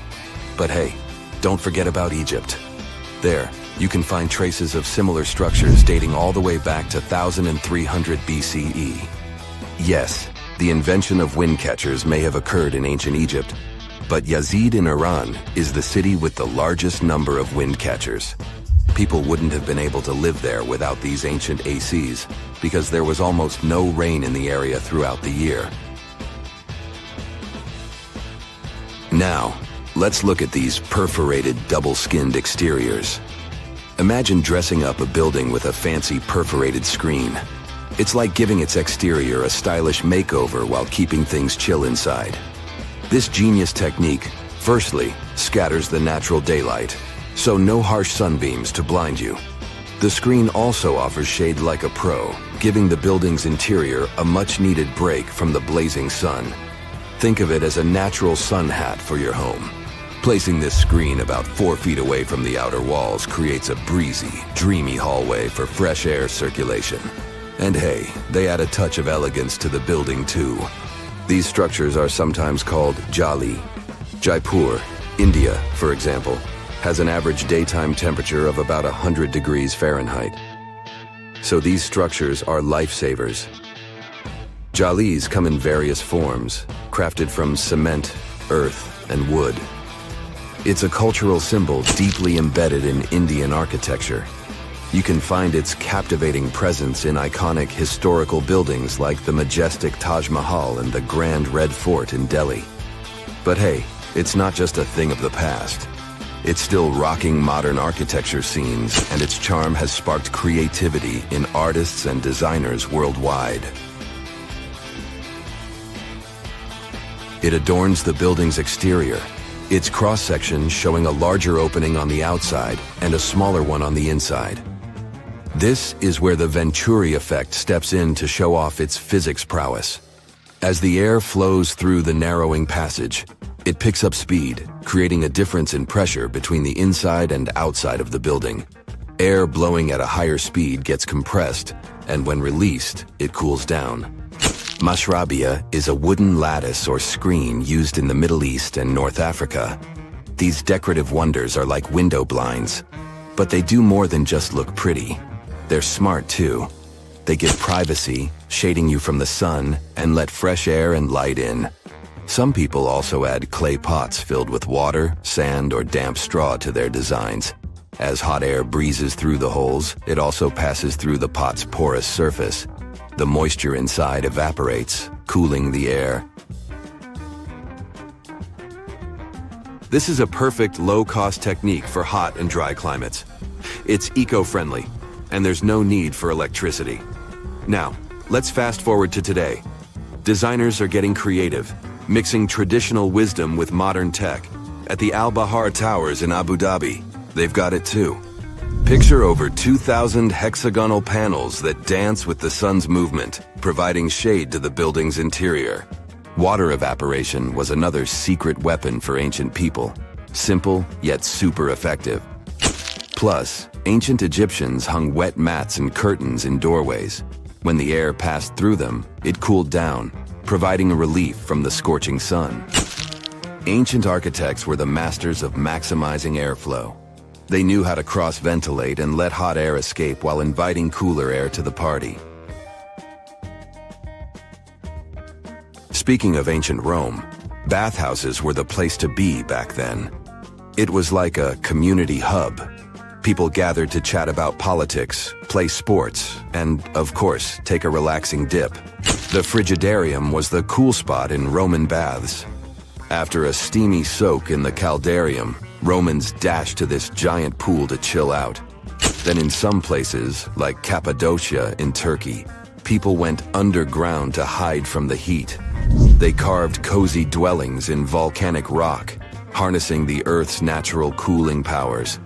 So the lesson here is simple. Architects and designers can create wonders by combining local traditions with smart tech. California's Death Valley boasts the highest officially registered temperature to date, with 134 degrees Fahrenheit in 1913. Meanwhile, Africa's sweltering record stands at 131 degrees Fahrenheit in Kebili, Tunisia, as noted in 1931.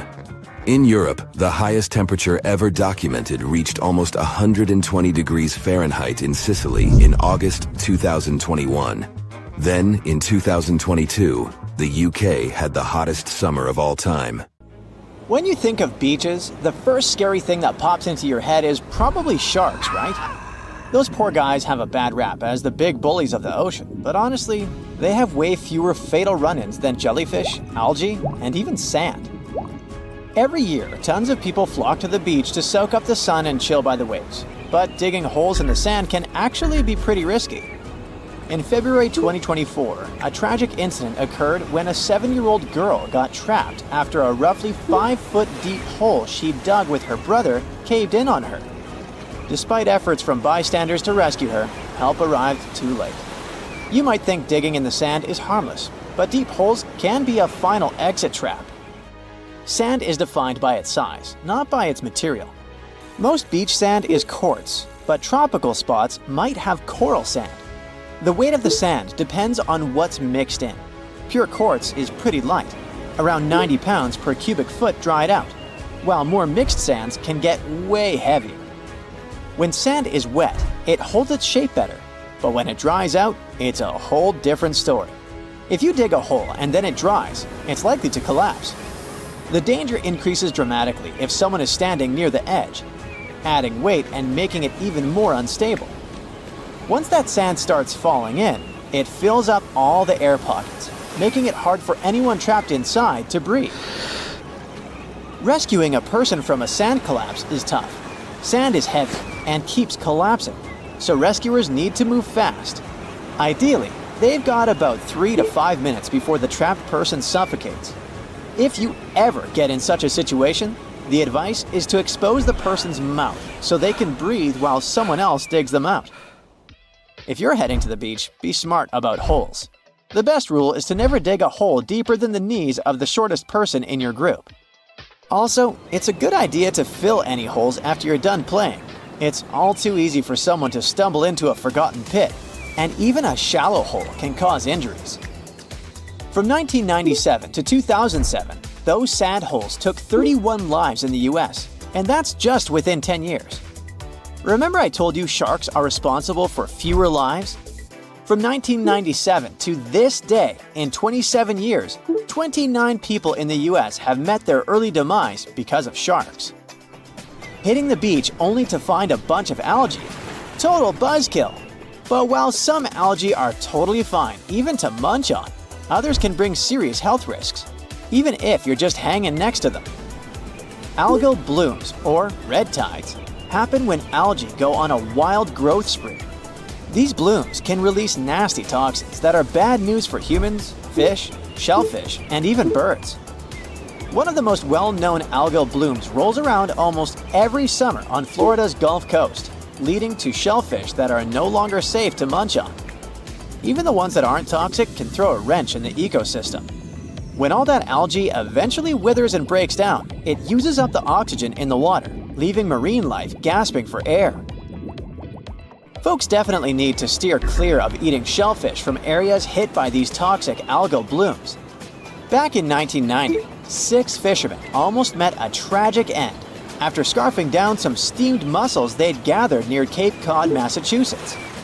Swimming in those waters doesn't always pose a serious health risk, but it's still not recommended. Some people might experience skin irritation or itchy eyes. Also, make sure to steer clear of swimming near dead fish, since that's where harmful bacteria can hang out. If you start to feel weird after getting in the water, it's best to get out and rinse off with fresh water right away. You know, it's not always some specific thing that makes certain beaches risky. Sometimes, beaches themselves are just full of surprises. Take Eddy Bay or Mission Beach in Australia, for example. The chances are you'll have to share the sand with cassowaries, some of the most intimidating birds on the planet. Picture getting all set to relax and sunbathe, only to find these giant flightless birds hanging out nearby. They're like emus, but scarier. They can weigh over 160 pounds and might be a bit aggressive, so watch out. If those birds don't freak you out, then the black sand beaches of Kilauea might just do the trick. They sure look inviting, but these beaches are right next to one of the most active volcanoes in the world, Mount Kilauea, which has been erupting since 1983, pouring hot lava into the ocean. These hot waters are not a big deal compared to some Hawaiian beaches. If you ever want to take a dip at Hanakapiai Beach on Kauai's coast, reconsider that plan. The beach is infamous for its strong rip currents that can pull you out to sea in an instant. If you find yourself caught in one, the nearest safe shore is a daunting 6 miles away. Official records show at least 30 fatalities here, but a nearby sign reportedly tallies up to over 80. Rips are those strong currents that pull water out to the ocean, and they can quickly drag people and stuff away from the shallow water near the beach. Typically, they move at about 1 to 2 miles per hour, but they can speed up to 4 or 5 miles per hour, which is faster than the speed of some professional swimmers. These currents are especially fierce when the surf is big, but you should never underestimate any body of water.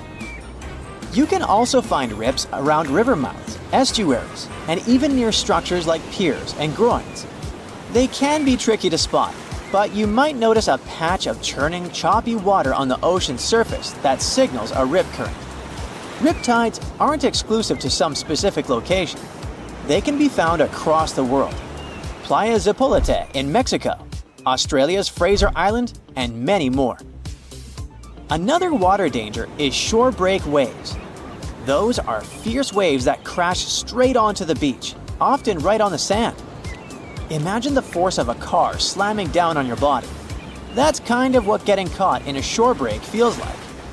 Such waves can cause some gnarly injuries, particularly to your neck and spine, even if they don't look super huge. Hawaii is notorious for its intense shore breaks, especially spots like Keiki Beach, where surfers throw caution to the wind for a thrill. So, if you're hitting a Hawaiian beach, keep an eye on those insider waves and always look out for lifeguards. Getting stung by jellyfish is something that happens a lot to folks who are swimming, wading, or diving in the ocean.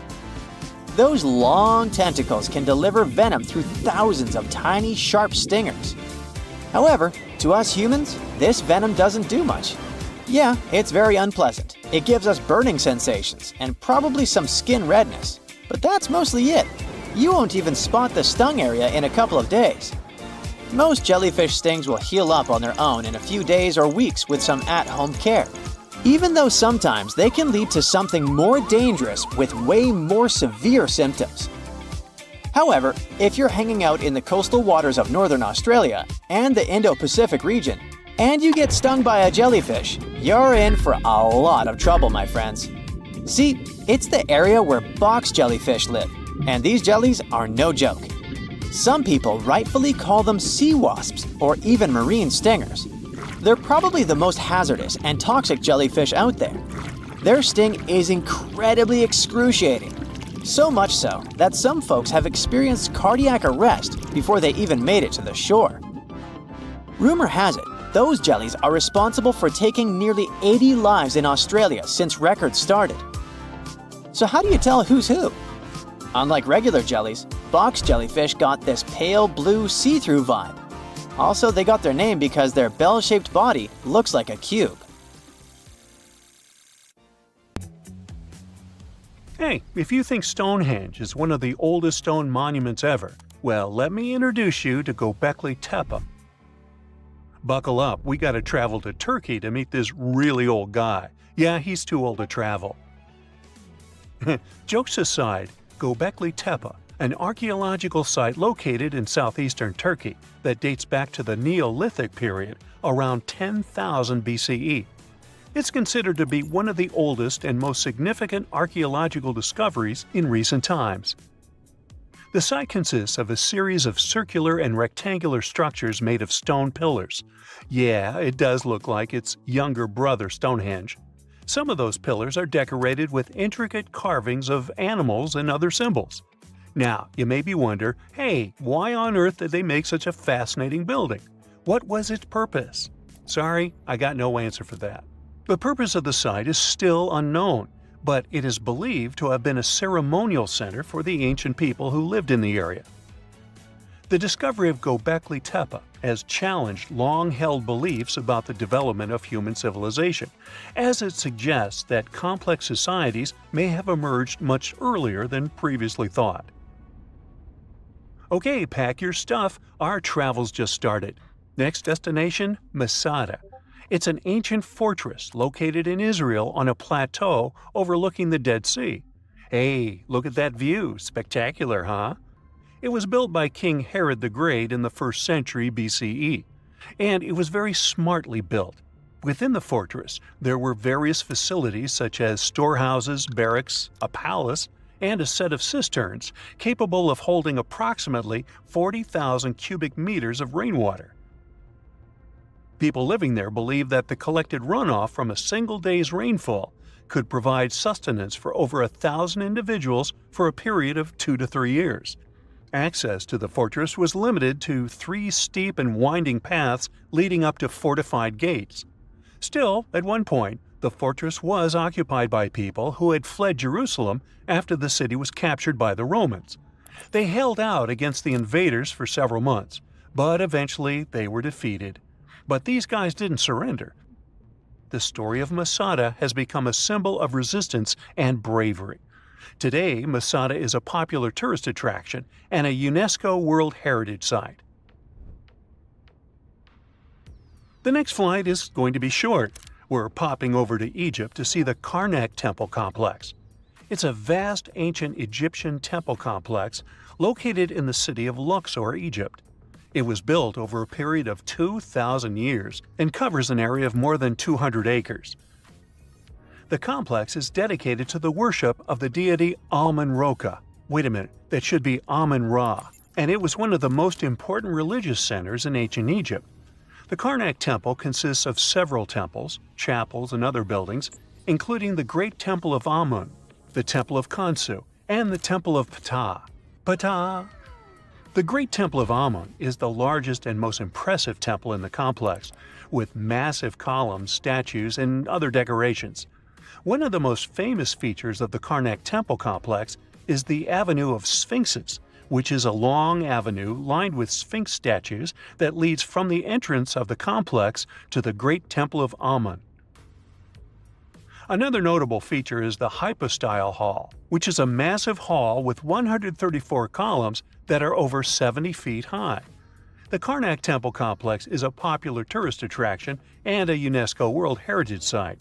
It's considered one of the most important archaeological sites in Egypt and provides a fascinating glimpse into the religion and culture of ancient Egypt.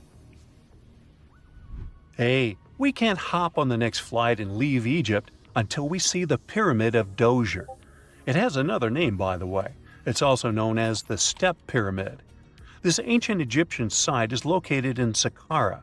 It was built during the 27th century BCE for the pharaoh Djoser by his architect Imhotep, who is considered one of the most important figures in Egyptian history.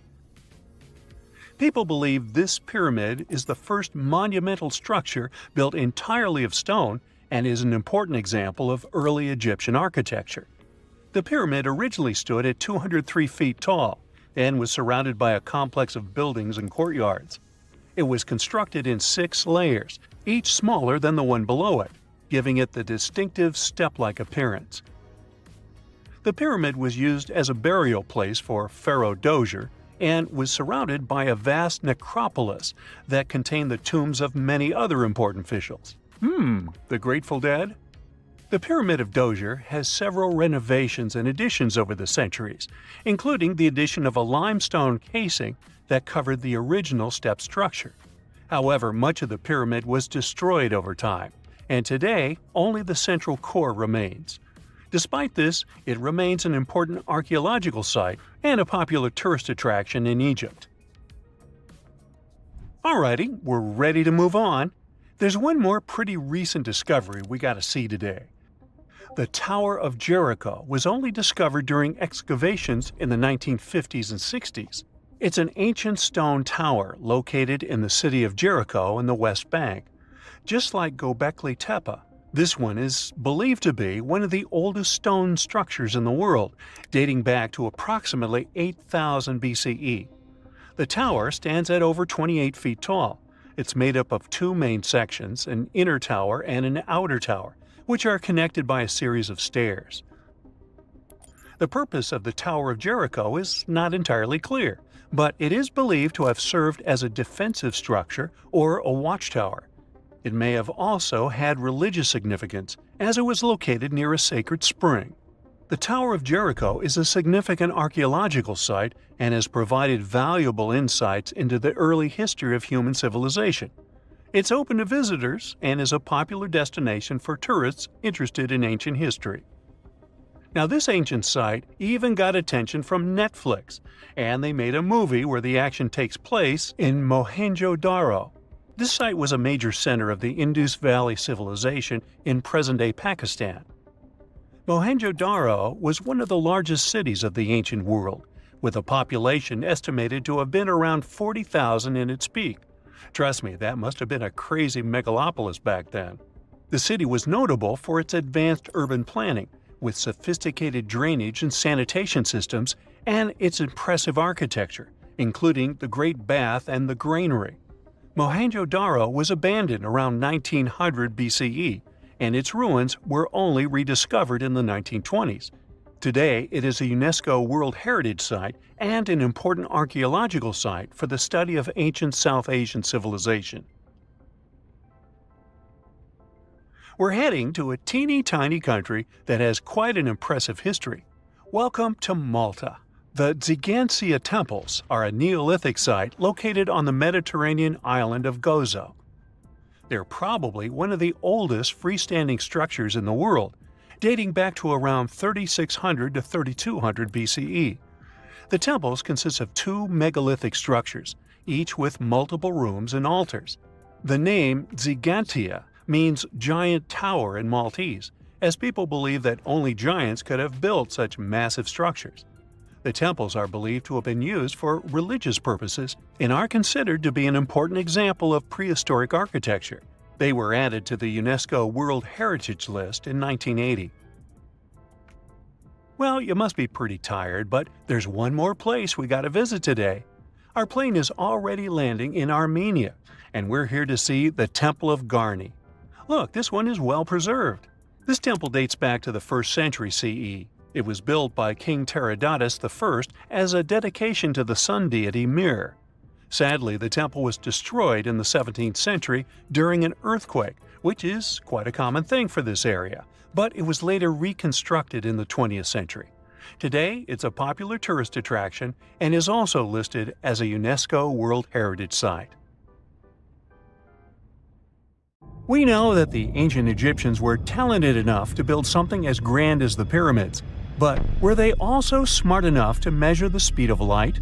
There's a theory circulating online that says exactly that. If you look at these two numbers, you'll see that they match completely. The first one is the speed of light in a vacuum measured in meters, and the second one is the latitude of the Great Pyramid of Giza. So, was it done on purpose, or is it just a coincidence? Well, happily, we can tell you that it's actually just a coincidence, not another conspiracy thingy. The Great Pyramid is just one of the many places in the world that share the same latitude. And more importantly, even if the ancient Egyptians had somehow measured the speed of light and chosen to keep it a secret from the rest of the world, they wouldn't have used meters to put it down. Meters were only defined at the end of the 18th century. The builders of the pyramids used a different unit of measure called cubits. 1 cubit is equal to 1.5 feet. Cubit was based on the length of the arm from the elbow to the tip of the middle finger, and it became popular in the ancient world. So if they wanted to impress the rest of the world and set the pyramids at a point that matched the speed of light in cubits, they would have to build their iconic constructions somewhere in Europe. And then the Danish astronomer who first measured the speed of light in 1676 would have been really upset to know that someone had done it centuries before him. So, although they were ahead of their time in many aspects, The ancient Egyptians never measured the speed of light or used longitude and latitude to map their locations. The base of the Great Pyramid of Giza might seem like a perfect square, but it's actually an 8-sided structure, not 4-sided. Each of its 4 sides has a subtle concave indentation that splits it evenly from base to tip. The official version is that a British pilot was the first to notice it in 1940 while flying over the pyramid. He took a photograph that showed shadows highlighting these indentations.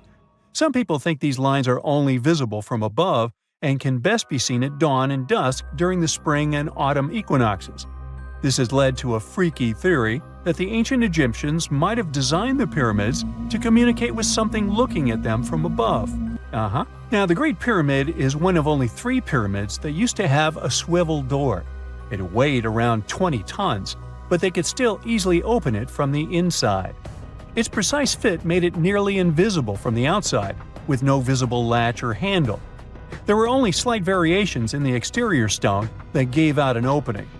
The other 2 pyramids with similar doors belonged to Khufu's father and grandfather. The Great Pyramid also has a hidden void at least 100 feet long that was only found in 2017. We still don't know what lies within the space, what purpose it served, or if it is the only space of its kind. Researchers use the same tech to see through cathedral walls, Mayan pyramids, and even volcanoes. It depends on a natural shower of subatomic particles called muons. They pass more easily through empty space than through solid materials. So if they arrange multiple muon detectors around a structure, scientists can map out its solid and empty areas. A team of scientists placed muon detectors inside the Great Pyramid and allowed them to gather data for months. Scientists have analyzed samples of the mortar used to build the pyramids many times. Although we know its composition, modern technology still can't replicate it.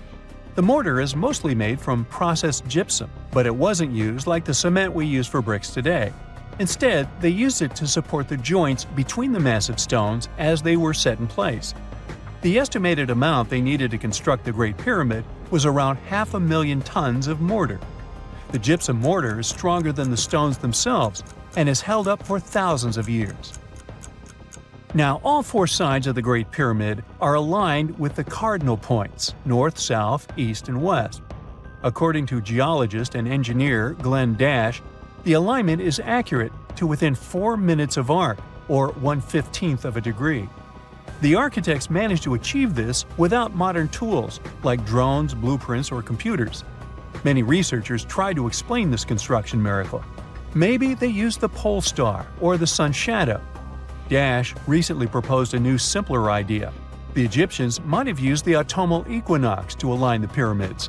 It happens twice a year when the Earth's equator passes through the center of the sun's disk, making day and night nearly equal in length. To test his theory, Dash conducted an experiment on the 22nd of September 2016, the first day of the fall equinox. He used a special rod the Egyptians had to cast a shadow and tracked its tip at regular intervals, forming a smooth curve. By connecting 2 points of the curve with a taut string, he created an almost perfect east-west line. Dash noted that on the equinox, the shadow's tip runs in a straight line, nearly perfectly east-west, and with a slight counterclockwise error. There's a similar error in the pyramids. Although his experiment was conducted in Connecticut, Dash believes that the same method would work in Egypt. All the ancient Egyptians needed was a clear, sunny day. They could determine the fall equinox by counting 91 days from the summer solstice. But they left us few clues, and no engineering documents or architectural plans have been found that explain their methods. So they might have mapped shadows, but it's not definite. Now, scientists have long wondered how heavy stone blocks were carried to the pyramid sites, and they might finally have an answer. A research team from the University of North Carolina, Wilmington, has discovered that 31 pyramids are likely to have been built along a long-lost ancient branch of the River Nile. It's now hidden under desert and farmland. For many years, archaeologists have thought that ancient Egyptians must have used a nearby waterway to transport materials, equipment, people, and whatever else they needed to build the pyramids on the river. But up until now, they weren't certain of the location, shape, size, or proximity of this waterway to the site of the pyramids. The group of researchers used radar satellite imagery, historical maps, geophysical surveys, and sediment coring to map the river branch. They believe it was buried by a major drought and sandstorms thousands of years ago. The team managed to go below the sand surface and get images of some hidden features thanks to radar technology. They found hidden rivers and ancient structures running at the foothills of where most of the ancient Egyptian pyramids lie. The discovery of this extinct river branch helps explain the high pyramid density between Giza and Lisht, in what is now an inhospitable area of the Sahara Desert. Now, Egypt isn't the only country with the most pyramids in the world. The champion's title here goes to its southern neighbor, Sudan. It has between 200 and 255 pyramids, compared to Egypt's measly 138. They were built by members of the Kingdom of Kush, an ancient civilization that ruled the lands along the Nile River many years ago. They started erecting pyramids around 500 years after the Egyptians had stopped doing it. Their pyramids are much smaller than the Egyptian ones, but were built for the same purposes. Archaeologists are still working to find out how the pyramids in the Sudan were built, how long it took to complete them, and what happened to their society. It's nighttime, and you're about to walk inside Pharaoh Tutankhamun's final resting place. You know, King Tut. You don't have a torch, but at least you came with a flashlight. You walk down several flights of stairs and observe how the walls are carved in hieroglyphics and what looks like a spell. Those who take anything from this place will be doomed for life, the spell says. Even if you don't really believe it, this scares you a little bit. You find a huge stone door. Is it a trap? You manage to open it, but oh no, it's only an empty chamber. You check your map. It seems like you're heading in the right direction. After what feels like hours, you realize you must be trapped inside a labyrinth. You try to retrace your steps, but you can't find the door where you came in from anymore. That's it, you think to yourself. You've fallen for the Pharaoh's trap. What's worse, you didn't bring a lunch. Okay, so we've all seen Hollywood movies where the main character is exploring ancient ruins and faces some seriously dangerous traps, right? We've been told Egyptian royalty protected their final resting places with venomous scorpions and snakes, sliding doors that will trap you for life, and giant rolling boulders that will crush anyone on their paths. The thing is, were these traps truly real? Well, I regret to be the one to break it to you, but this is all fiction. These elaborate traps were too technologically advanced for ancient civilizations to pull off. That is not to say, however, that there weren't any traps at all. Ancient civilizations, like the Egyptians and the Mayans, are known for their practice of building entire monuments dedicated to the ones who had passed away. These structures would often reflect the position of person occupied in society. So, for the really important people, the VIPs of their times, massive monuments were built to host their bodies long after they were gone. Some of these civilizations believed that a person's life would continue on the other side of the veil. For that reason, a person would be buried together with the belongings of their current life. If they had a lot of money and power and stuff, that meant their resting places would be filled with riches and gold. Now imagine if you lived in ancient Egypt and you knew exactly where all the pharaohs' tombs were located and had heard rumors of the amount of wealth kept in these places. Maybe you would be tempted to go check it out, right? We're talking about large rooms filled from floor to ceiling with golden artifacts, jewels, and even money. I mean, it does sound tempting. And since there weren't any security guards protecting the entrance of these places, Egyptians needed to get creative as to how they would protect these riches. These old civilizations found some traps to be useful. A recurring one was building empty rooms inside the monument to confuse a burglar. Now, let's take a look at Amenhotep III's final resting place as an example. It was built in the city of Luxor, in a spot also known as the Western Valley of the Kings. Two French engineers originally discovered the monument between 1905 and 1914 CE. The structure is huge and has more than 10 chambers, connected by long corridors and steep stairways. The King's Chamber is the most hidden one, and for an outsider to try and find it, they will probably enter a lot of empty rooms beforehand. Other pharaohs tried to protect their riches by commissioning monuments with false doors concealing pits that were up to 20 feet deep. This way, an unwarned and unwanted visitor would be surprised by the deep hole on their way to the king's resting chamber. Alongside false doors, pharaohs made sure to build labyrinth-style corridors and false walls. This way, robbers could take hours or days before they found the king's real chamber. As to pits with poisonous snakes on them, if there were any reptiles inside these monuments, they probably got inside on their own and would most likely not stay there for long. There is no way snakes would survive years and years without food inside these pits. So yes, another Hollywood-induced belief right there. If these traps seem boring to you, archaeologists did find an interesting deterrent in the final resting place of the Red Queen of Palenque in Mexico. Palenque was one of the most powerful Mayan cities in pre-Columbian Mexico, and the Red Queen was believed to be the grandmother of the last Mayan king, undoubtedly a person of immense importance to the empire.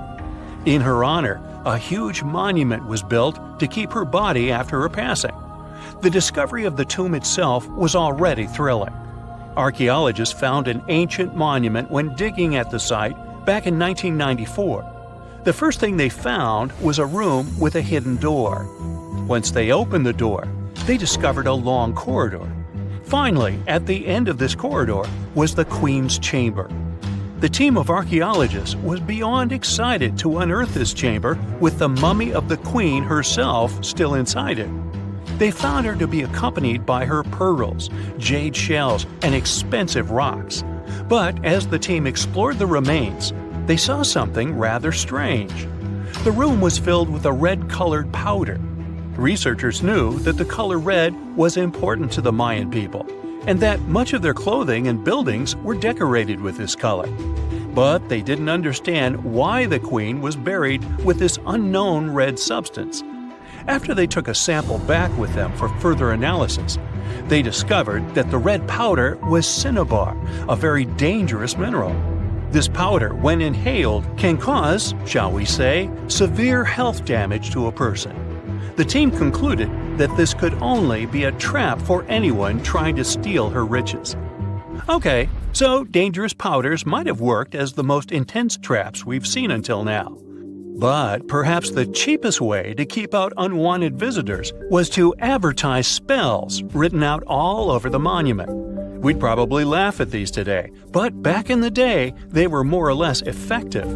Spells usually said that the person who took anything from that place would meet a tragic fate. Some spells said that robbers would lose their houses in big fires or terrible floods. Other spells said burglars would have incurable and undiagnosed health issues, but they weren't really enough to stop people from taking any gold. There are some stories surrounding how these spells might have been real. One of them is from the famous British Egyptologist Howard Carter, the one responsible for unearthing Pharaoh Tutankhamun's resting place in the 1920s. After months of unsuccessful digging, Carter discovered the tomb's existence by chance. He found the entrance to a stairway right beneath the soil where he had been searching all those months. With the help of a team, he cleared the piles of sand blocking the stairs and discovered a doorway. The door had several royal symbols carved into it, and Carter knew this could only mean a very important person had been buried there. And he was right. With a chisel, he made a hole in the top left-hand corner of the doorway and lit his vision with the help of a candle. He couldn't believe what he was seeing, the reflection of several golden and jeweled items crowding the chamber before him. Lost for 3,000 years, Carter had just discovered the final resting place of King Tut.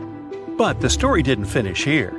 This discovery was accompanied by a series of unfortunate events that led people to believe it had something to do with the pharaoh's spell. Carter himself mysteriously passed away just a few years later, and some of his assistants lost their houses in floods, just like one of the spells threatened.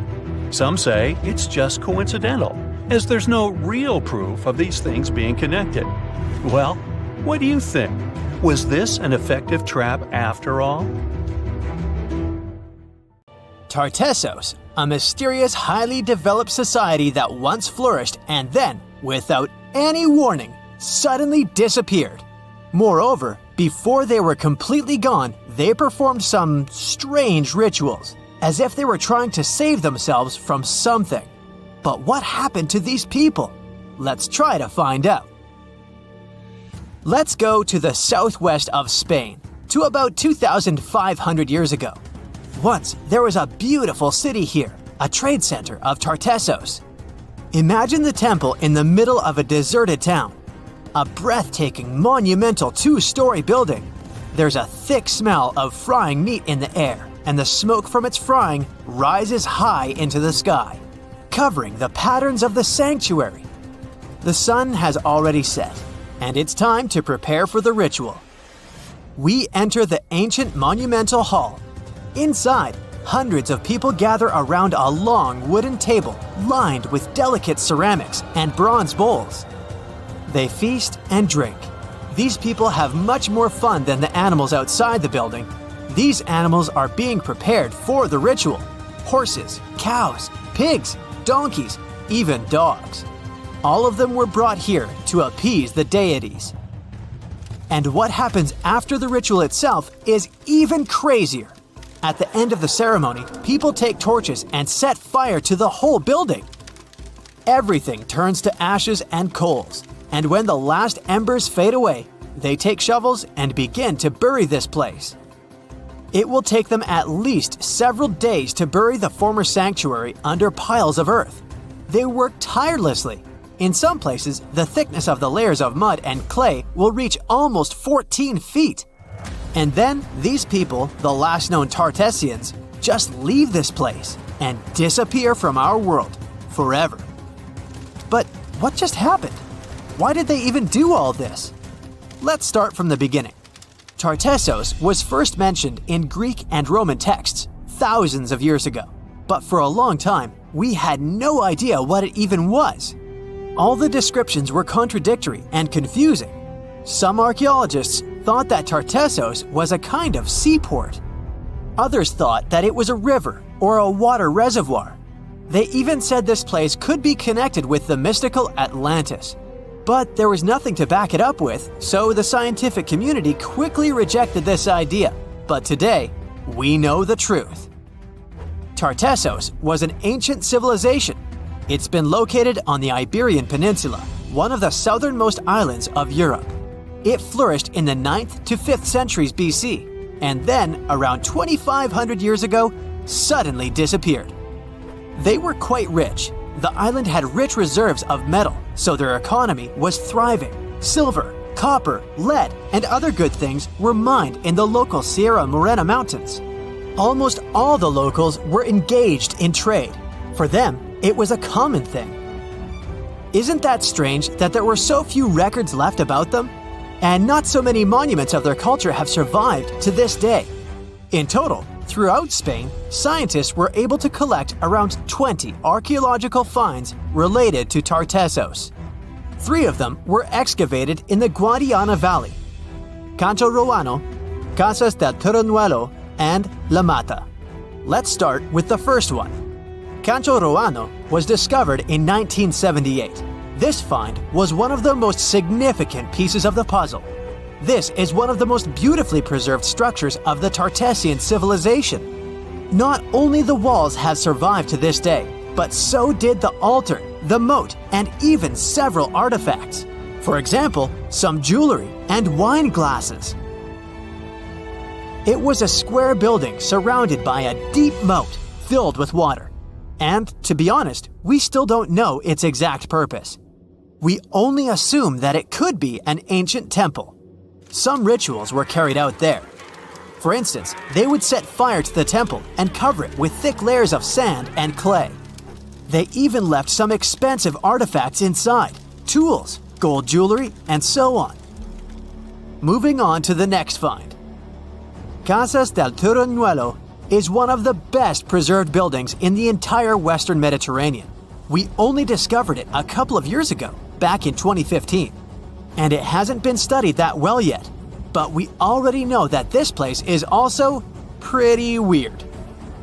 Casas del Turrunuelo was a very rich building. It wasn't just some kind of temporary camp. It was a place of monumental, impressive architecture. Massive staircases, vaulted ceilings, luxurious materials brought from all over the Mediterranean, and the latest construction technologies. It was supposed to be a place of power, maybe even something like a palace.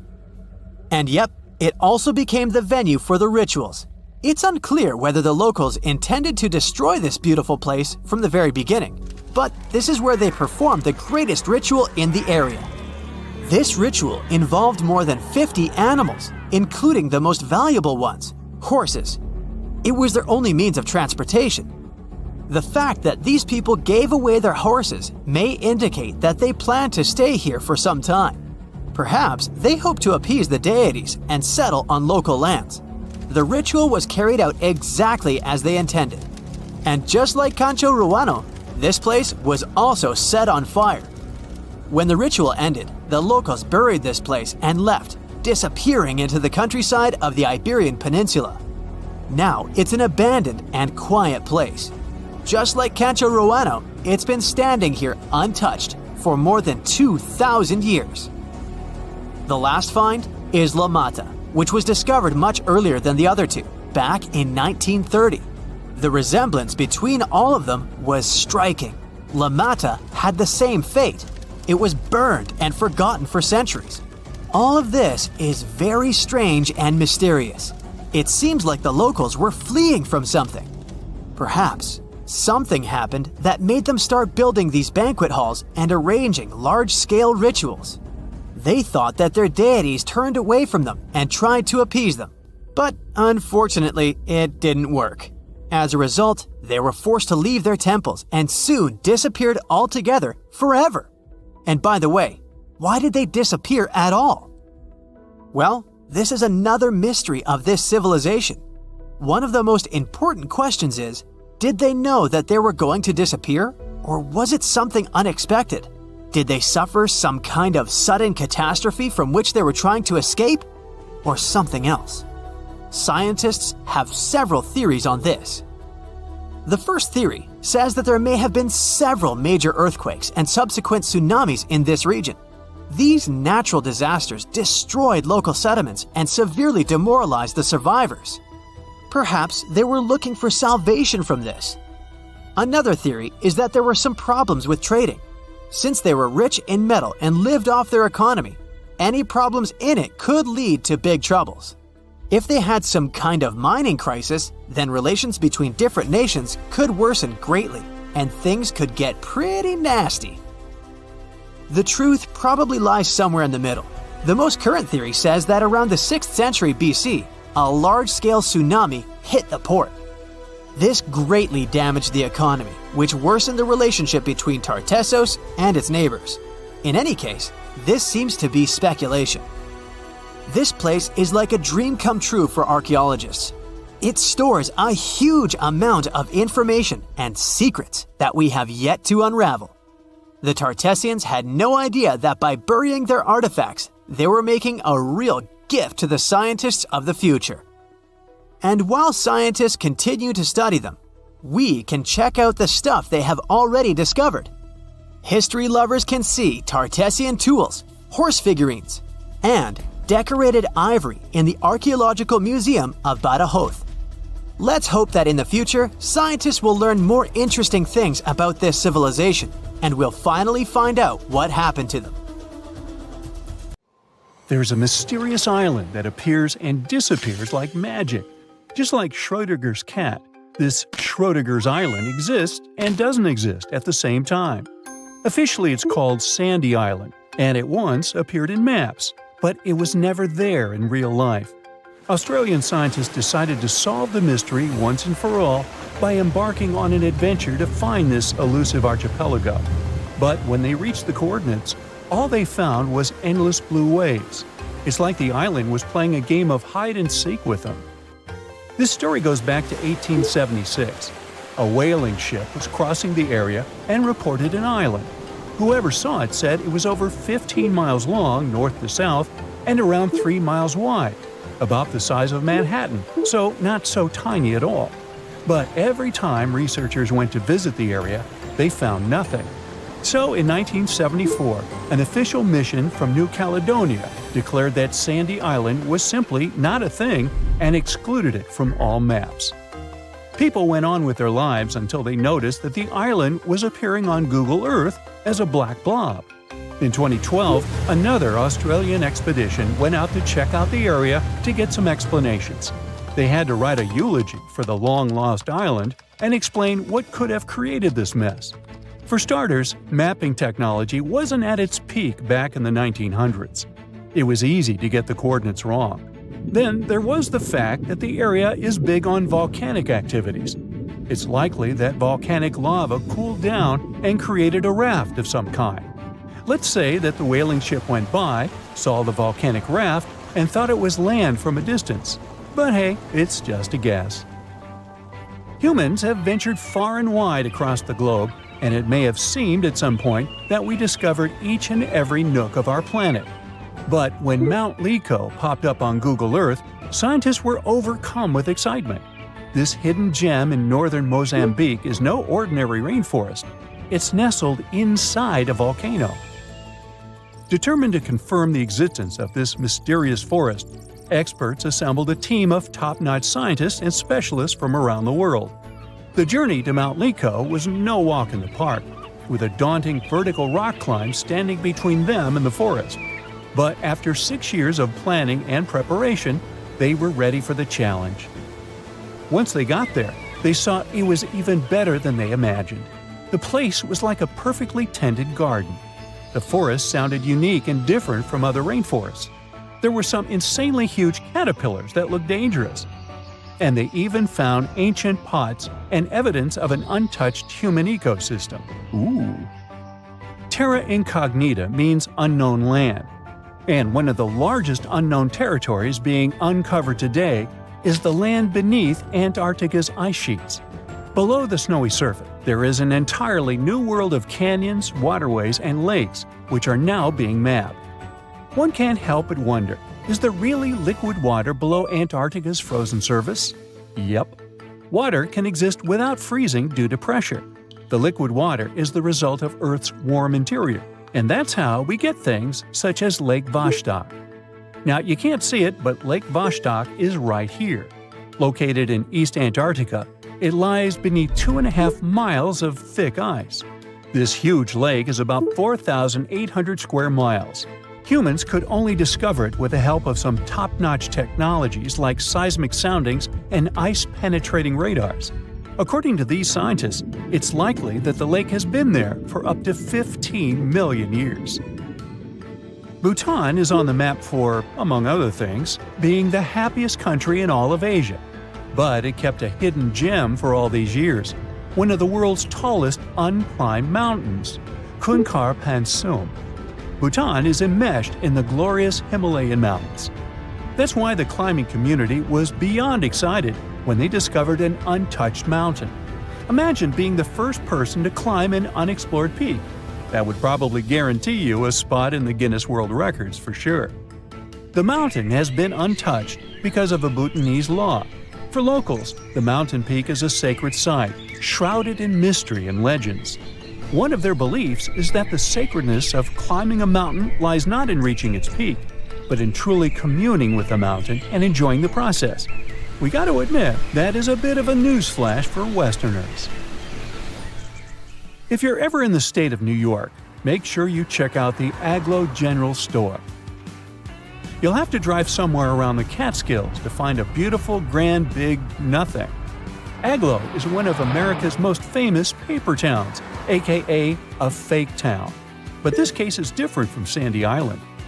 Aglo Town never existed, and it wasn't a mistake. You see, there's an old copyright practice amongst map makers. They add in paper towns so they can know when someone is simply copy-pasting their work. What they didn't expect is that this would get completely out of hand. Some say that one day a guy picked up a map at a gas station that had Aglo Town marked in it. The person decided to open a store over there and named it Aglo General Store. Some say the guy who opened the store faced a lawsuit from the map makers. Anyways, it only lasted enough years to become a national joke. Americans drove from all over the US to get a picture of the town's fake welcome sign. And then we've got Bermeja Island, located in the Gulf of Mexico. This funky island appeared on many maps of the 16th and 17th centuries. It was probably drawn by Spanish explorers. Sure, the exact location varied from map to map, and its name sometimes appeared as Bermeja, but its existence was certain enough. The Bermeja Island was last seen in a 1921 Mexican map, and then, poof, it dropped out of the horizon altogether. People started talking and wondering, did the island sink? Was it destroyed? In 2009, 3 official investigations happened to search for the island. They used high-tech technologies to scour the Mexican seabed, but Bermeja was nowhere. Researchers had multiple guesses on what it could be. Let's delve on one of these ideas. The idea was probably made up by old-day explorers to mislead their enemies in search of land and gold. Well, that seems plausible. Now, let's take a look at Rio de Janeiro. Once, the city was filled with informal territories. These places are known as slums or favelas. They're like mini-cities inside the big city. Some favelas are known to be underprivileged territories, where dwellers don't get the same urban perks as other citizens, such as the sewage system and garbage pickups.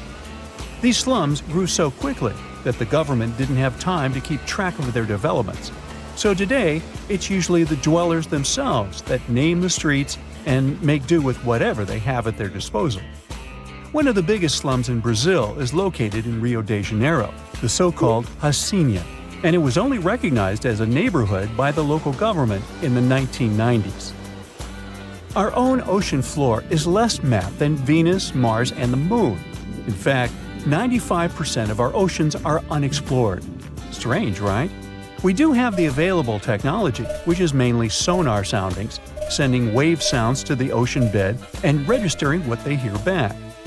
One of the main advantages of mapping the seabed more thoroughly would be to get more insight to marine hazards such as earthquakes, tsunamis, and volcanic eruptions. Plus, there are so many unidentified marine life. This could give us a great insight into preservation and discovering the true dynamics of our marine ecosystems. Can you imagine that all modern humans came from about 1,000 people? Around 800,000 to 900,000 years ago, almost all of our ancestors disappeared, leaving about 1% of the population behind. So, what the heck happened? The Earth often goes through glacial cycles, things that we call ice ages. Back in the past, they were pretty mild and happened regularly, about every 41,000 years. The ice ages happened because of the Earth's axis. Our planet is slightly tilted at an angle, which is why its axis isn't straight up. Over thousands of years, this tilt has changed a bit. This teeny-tiny shift completely changes how much sunlight we receive, especially at the poles, and leads to incredibly strong cold or warm periods. About 2.6 million years ago, when early humans were settling in on Earth, the Pleistocene epoch started. That's the era we traditionally call the Ice Age, the one from the movies. Large ice sheets completely covered parts of North America, Europe, and Asia. It wasn't constant ice everywhere all the time. These glacial cycles came and went, and sometimes ice sheets melted for a while. But overall, things were still much snowier and colder compared to now. We can still see the evidence of this from back in the day. Those glaciers carved out valleys and left behind some awesome things like moraines and fjords. And since sea levels were super low, a huge part of the world was land. This allowed people and animals to travel between continents and spread everywhere. It was the time of the megafauna. You all know about it from the movies. Woolly mammoths, saber-toothed cats, giant ground sloths, and mastodons. Our ancestors had some fun times hunting all those giants. Now, humans didn't come from one lineage. It wasn't like monkeys slowly turned into humans. We also consisted of many species: Homo erectus, Neanderthals, and so on. But only one species, Homo sapiens, survived and turned into modern humans. Harsh conditions forced them to get smarter. They learned how to make tools, clothing, and shelters to survive. They became hunter-gatherers and invented fire, which turned out to be super useful during the Ice Age, you think? But they had no idea what horrible change was coming. Something disastrous happened about 800,000 to 900,000 years ago. Humans faced a drastic population crash.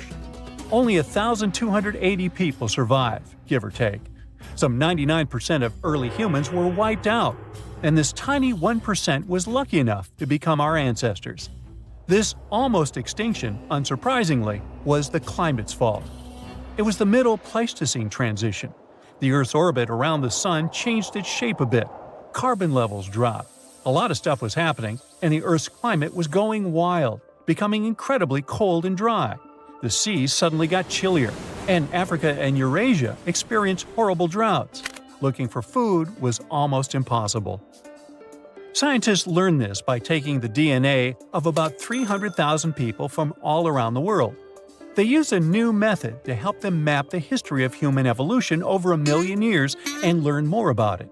No wonder we can barely find any fossils from that time. There was almost no one around. What's interesting is that before that happened, most apes had 24 pairs of chromosomes. But because the population became so small, 2 sets got fused together, and we ended up with 23 pairs. This was the final straw that separated us from other apes. Chimpanzees, gorillas, and orangutans all have 24 pairs, but our fused one became known as the human chromosome. Like a ripple effect, this little thing influenced our brain side, helped us start walking on our toes, and even form language. It took humans about 100,000 years to recover from this catastrophe. Only after all that time, they started spreading around again. Isn't that insane how we managed to go from 1,000 to 8 billion people? In any case, the Ice Age finally ended about 11,700 years ago. The warm period, called the Holocene, began.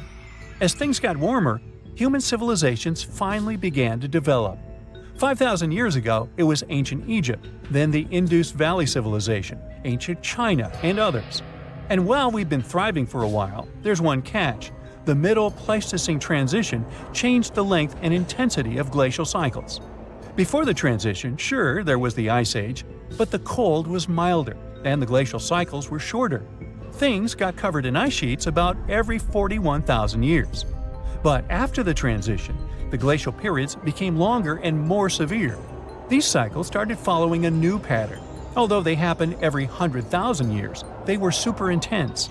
Ice sheets grew large, even extending to the south. So from now on, ice ages that will continue to happen in the future will be a bit different. The next one should be at least 50,000 years from now, maybe longer. It's good for us because it'll occur later, but at the same time, the consequences will be stronger. What our ancestors went through is called a population bottleneck. That's what we call a sudden and huge reduction in the size of a population. Usually it happens because of things like earthquakes, floods or droughts, fires, and even human actions. Just a few people survive, and only they can pass their genes to future generations. And we've got plenty of such bottlenecks in history. Our modern species, Homo sapiens, originally lived in Africa. Around 60 to 80,000 years ago, a small group of them left Africa and spread across the world. It wasn't on a whim, though. They had to move somewhere because of the droughts and huge climate problems in Africa at that time. They had to go look for food and find new places to live. They traveled through the Middle East, moving into Europe and Asia, and eventually reaching Australasia and the Americas. They quickly settled across different continents and started mixing with local human-like species, like Denisovans and Neanderthals. But there was a problem. Originally, the African species were super genetically diverse, but since only a small part of them decided to move out, they carried just a bunch of these diverse genes with them. Unfortunately, this caused a bottleneck for everyone. Human-like species from other parts of the world became less genetically diverse. Since they had a smaller gene pool, they became more vulnerable to all the harmful stuff. The African population also had a drop in genetic diversity. But at least humans managed to survive. Although eventually, non-African populations really dropped, and there were no Neanderthals or Denisovans left, only us, Homo sapiens. That's why we can say that all modern humans came from Africa. Early humans sure had it rough. About 74,000 years ago, they went through yet another disaster, the Topo catastrophe. But keep in mind that all these things are just a hypothesis. It's not certain whether it actually happened. Now basically, scientists think that there might have been a supervolcanic eruption at Lake Toba in Sumatra, Indonesia. This volcano going crazy was an absolute catastrophe for Earth's climate and humans. The eruption was one of the most powerful volcanic events in the last 2 million years. It spewed out from 670 to 1,500 cubic miles of lava and volcanic stuff. Just so you know, there are about 3,100 cubic miles of water in our planet's entire atmosphere, and this eruption had almost half as much lava. This horrendous disaster led to the formation of Lake Toba, a massive caldera lake in Sumatra. It also spewed out tons of ash and sulfur dioxide into the atmosphere. This caused the so-called volcanic winter, which means that while it's not actually winter, the temperatures drop and the planet is freezing because all these ash clouds are blocking the sunlight from reaching the Earth. This event affected climate patterns for years to decades. This also most likely sped up the arrival of the next glacial cycle. Luckily, humans are crazy good at surviving. The global human population was reduced to a few thousand people yet again, and they still managed to overcome this. On October 30th, 1759, the inhabitants of the Middle East were jolted awake by an earthquake. Cracks appeared in the walls of their homes, roofs began to crumble. People ran out of their homes and gathered in open areas, but because of strong shocks, they kept losing their footing and falling. A month later, there was another earthquake, but it turned out to be even stronger. Trees broke, houses collapsed, deep cracks appeared in the ground. The disaster lasted for 2 minutes. Oases, roads, and cities were destroyed. Incredibly, Baalbek's ancient buildings withstood earthquakes. Some historians state that this majestic and mysterious place was built during the Roman Empire, but many researchers disagree. Whatever the truth is, the city is one of the main archaeological phenomena of humankind. The most amazing building of Baalbek is the Temple of Jupiter. The inhabitants of the Roman Empire believed that Jupiter held power over lightning and thunder. The building looked like a platform with 54 columns. A massive roof rested on these columns. Today, you can only see 6 70-foot-high columns. Each of them consists of 3 sections and resembles a pencil. The cores of these pencils were made of lead. This made the columns exceptionally strong. Each of these pieces of stone weighed an incredible 80 tons. That's the weight of 35 Ford Explorer SUVs. Look, this is the largest block in the Great Pyramid of Giza. But compared to the blocks from Baalbek, it doesn't even look that impressive. The foundation under the Temple of Jupiter was preserved. That's how specialists figured out it consisted of about 25 monolithic stones, weighing 450 tons each. It means that the blocks from Baalbek weigh almost 4 times more than the blocks from Egypt. There are 3 more enormous limestone blocks in the foundation. They weigh 800 tons each. This is more than twice the weight of a Boeing 747 plane. Ancient builders must have had a hard time carving such giants from a piece of stone. And after that, they also had to pull them to the construction site and lift them to a significant height. Repeating these logistics would probably turn out to be a nightmare for present-day builders. To do this amount of work, they would need modern equipment. But Baalbek's constructors didn't have trucks, cranes with circular saws, or electricity. How did the builders of the past manage to do this? Scientists have a theory that includes ropes, winches, and lever systems. Naturally, the engineers of the past made all the gadgets from wood. Around 3,000 feet away from the ruins of the temple complex, there's a quarry. Archaeologists suppose that's where the stones for the construction were cut. They found a block of limestone there. It seemed to be too large even for this incredible place. The monolith got called the Stone of the South. It was 65 feet long and 13 feet wide. The ancient builders didn't have time to completely separate it from its mother rock. A group of scientists from Austria estimated that this piece of limestone weighed more than 1,000 tons. That's like 3 Boeing aircraft or 160 African elephants. There was another surprise awaiting the archaeologists near the Stone of the South. It was the second monolith that weighed more than 1,200 tons. But the ancient builders didn't stop at that. They continued to work. In 2014, in the same quarry, German archaeologists unearthed a block that weighed 1,650 tons. No one has figured out yet why people of the past needed a piece of stone that weighed as much as 125 school buses. It's also unclear how they were going to move this giant and why they didn't finish the job. In any case, this third monolith is the largest processed piece of stone in human history. There are more questions than answers. Some researchers believe that people of the past had high-tech equipment. Others don't think so, but are eager to understand how the builders managed to move those stones. There's a huge number of ancient buildings and artifacts on the planet. Lots of them make researchers scratch their heads. Near the Pyramid of Djoser in Egypt, archaeologists have found a network of tunnels. This place is called Serapeum. It contains 24 sarcophagi weighing from 70 to 100 tons. The giant boxes are carved from a single piece of granite and covered with heavy lids. The sarcophagi are perfectly symmetrical. To the touch, their walls are as smooth as glass. Even with the current level of technology, this is very difficult to do. But the ancient Egyptians managed this feat. The Lycurgus cup is a priceless artifact and example of ancient nanotechnology. It's made of glass that can change its color. If you put a source of light in front of the cup, it turns green. If the light is behind the goblet, it becomes deep red. In this case, the figure of Greek king Lycurgus turns pale purple. Scientists understood how this color change worked only at the end of the 20th century. Through microscopes, they saw nanoparticles of silver, gold, and copper. They had been added to the glass matrix. Thanks to this, you can observe a color change called dichroism. Interestingly, the gold and silver were grounded into a fine dust. It's almost impossible to do this by accident. Most likely, the ancient experts knew for sure what they were doing. Bolivia has a curious place called Puma Punku. It looks as if an ancient giant played there with an enormous construction set. And after the game, they forgot to put the pieces back into the box. But there are no giants, and the huge stone blocks were carved by ancient builders over 1,500 years ago. Some of the rocks weigh 100 tons. The blocks were brought to an altitude of almost 13,000 feet above sea level from the quarry 60 miles away from the construction site. There's no forest in that area. This means the builders couldn't use trees to make wooden rollers.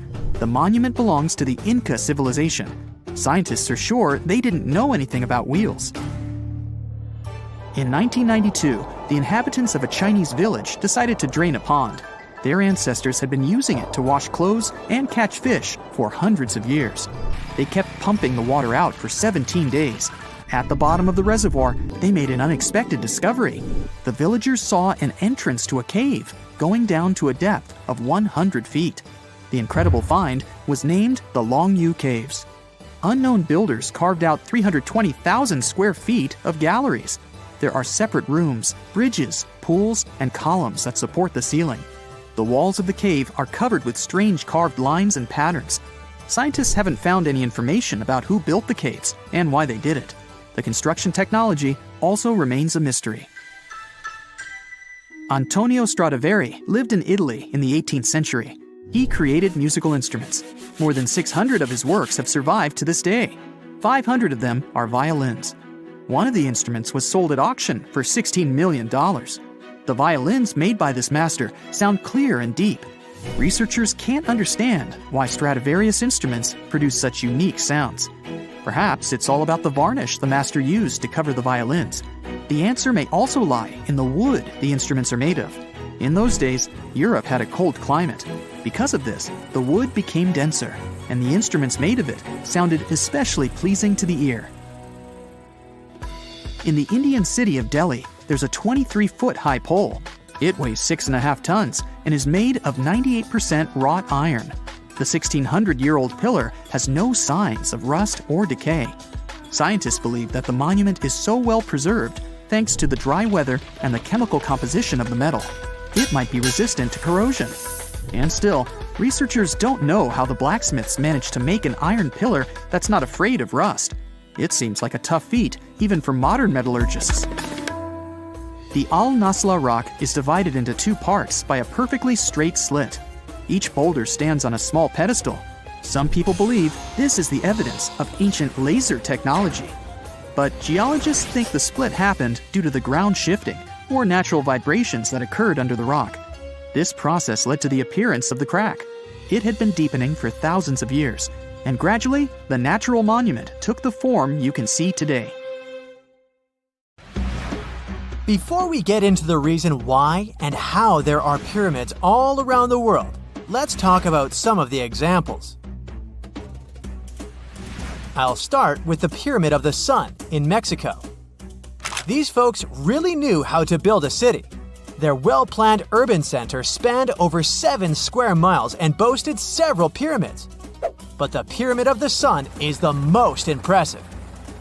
This giant pyramid was built way back in 100 CE and is one of the biggest structures of its kind in the whole Western Hemisphere. It's so big that it's 216 feet high above the ground. If you ever find yourself in this ancient city, you won't be able to miss the Pyramid of the Sun. It's right there on the east side of the Avenue of the Dead, the city's main north-south street. To build this incredible pyramid, around 1 million cubic yards of material were used, including a special kind of red volcanic rock called Ggantija. Impressive, huh? We don't know too much about the people who built the Pyramid of the Sun or its purpose. But archaeologists believe there was once a temple on top of it. When explorers went below the pyramid in the 1970s, they found a bunch of cool tunnels and chambers. In 2011, they even found a secret stash of clay pots, obsidian pieces, animal bones, human figurines, and a mask. Who knows what other secrets the pyramid is hiding? If you decide to see this one, you must climb the pyramid using the 248 uneven steps on the west side. Watch your step. Sudan got some pyramids too. Nubian pyramids aren't as big as the ones in Egypt, but they still got around 200 of them.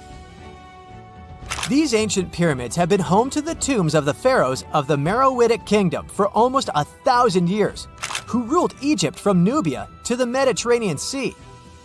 The pyramids at Meroe were constructed using granite and reddish sandstone. Oh, and did you know that Sudan has more ancient pyramids than Egypt? The Kushite pyramids depict the indigenous architecture and burial traditions of Nubia's Napata and Meroe kingdoms, which ancient Egypt influenced. Meroe, the burial site of over 40 queens and kings, is the most extensive Nubian pyramid site. The tomb walls depict mummified royals bedecked in jewelry, their wooden caskets containing bows, quivers of arrows, and other artifacts pointing to the Meroitic relationship and trade with Egyptian and Greek civilizations. So if you're looking for some ancient tombs to explore, you may consider skipping the crowds in Egypt and heading on down to Sudan. Let's fly to Iraq to see some more pyramids. Ziggurats have fancy receding layers and tiered temples. Instead of a smooth exterior, it has tiers like a cake. Perfect for all the important work and rituals that went on inside.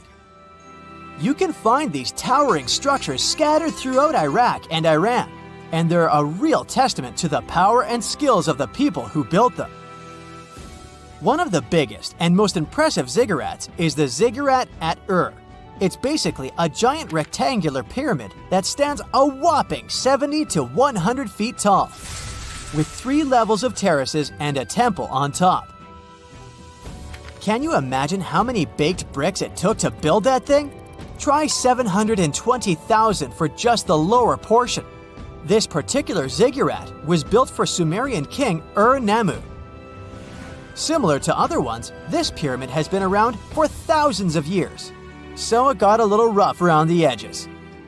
Thankfully, the Babylonian king Nebuchadnezzar II and some archaeologists came to the rescue in the 6th and 20th centuries respectively, and now you can find this near Talil Air Base.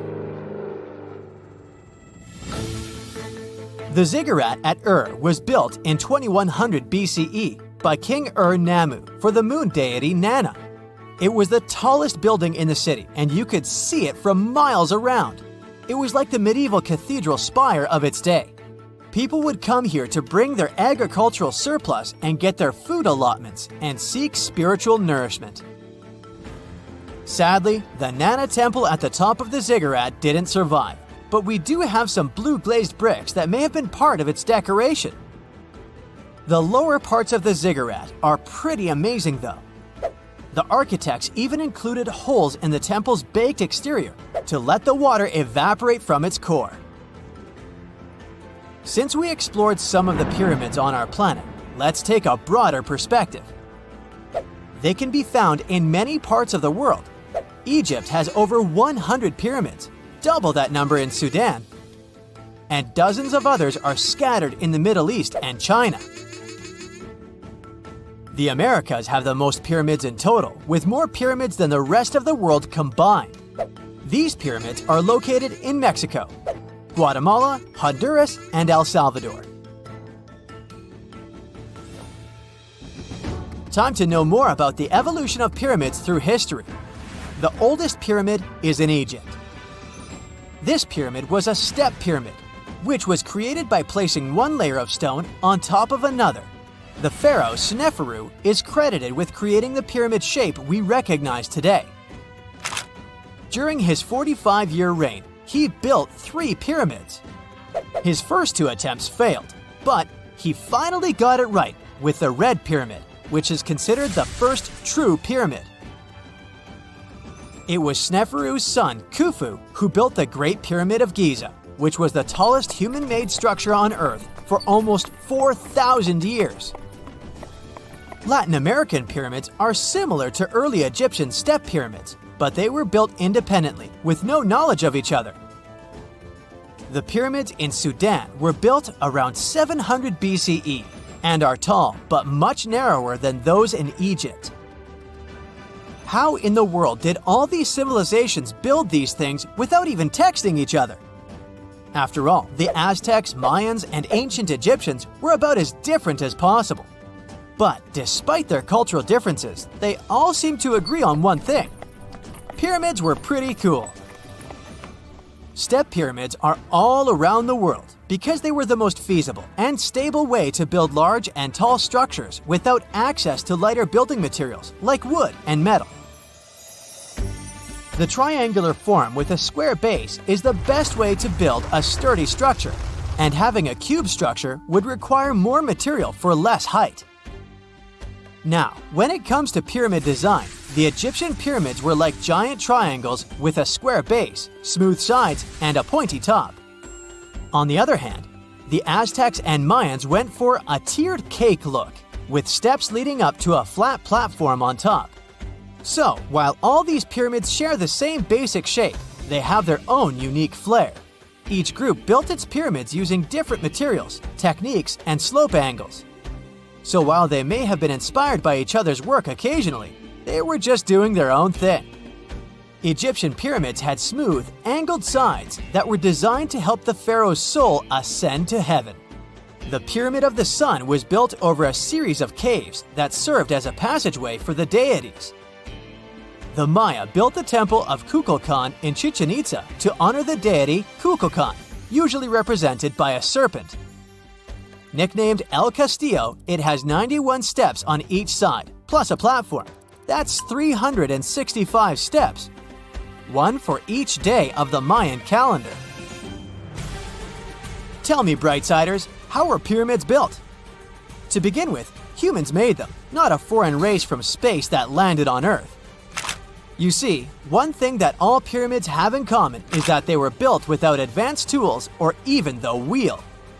It took a lot of people to build them, including skilled laborers and architects. For example, it's estimated that 20,000 people built the Great Pyramid of Giza, and it's believed that most of them were skilled laborers. Building pyramids was a massive undertaking that required years of planning and effort. The Great Pyramid at Cholula, Mexico, took 600 years to complete. Wow! Scientists have found a lost city beneath Egypt's pyramids. And it's incredibly large, bigger than the biggest target you can imagine.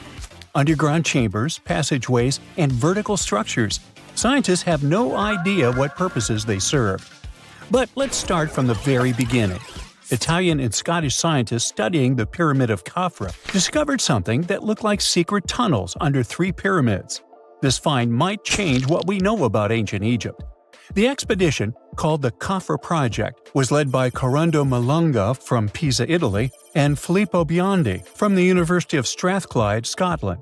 Their mission was to focus on exploring Khafra's pyramid, the second largest on the Giza Plateau. Scientists uncovered a massive structure beneath the Pyramid of Khafra. Could it be an ancient Egyptian underground city? The experts analyzed the data they had and came to the conclusion that 8 large vertical structures could be hiding beneath, possibly wells or shafts.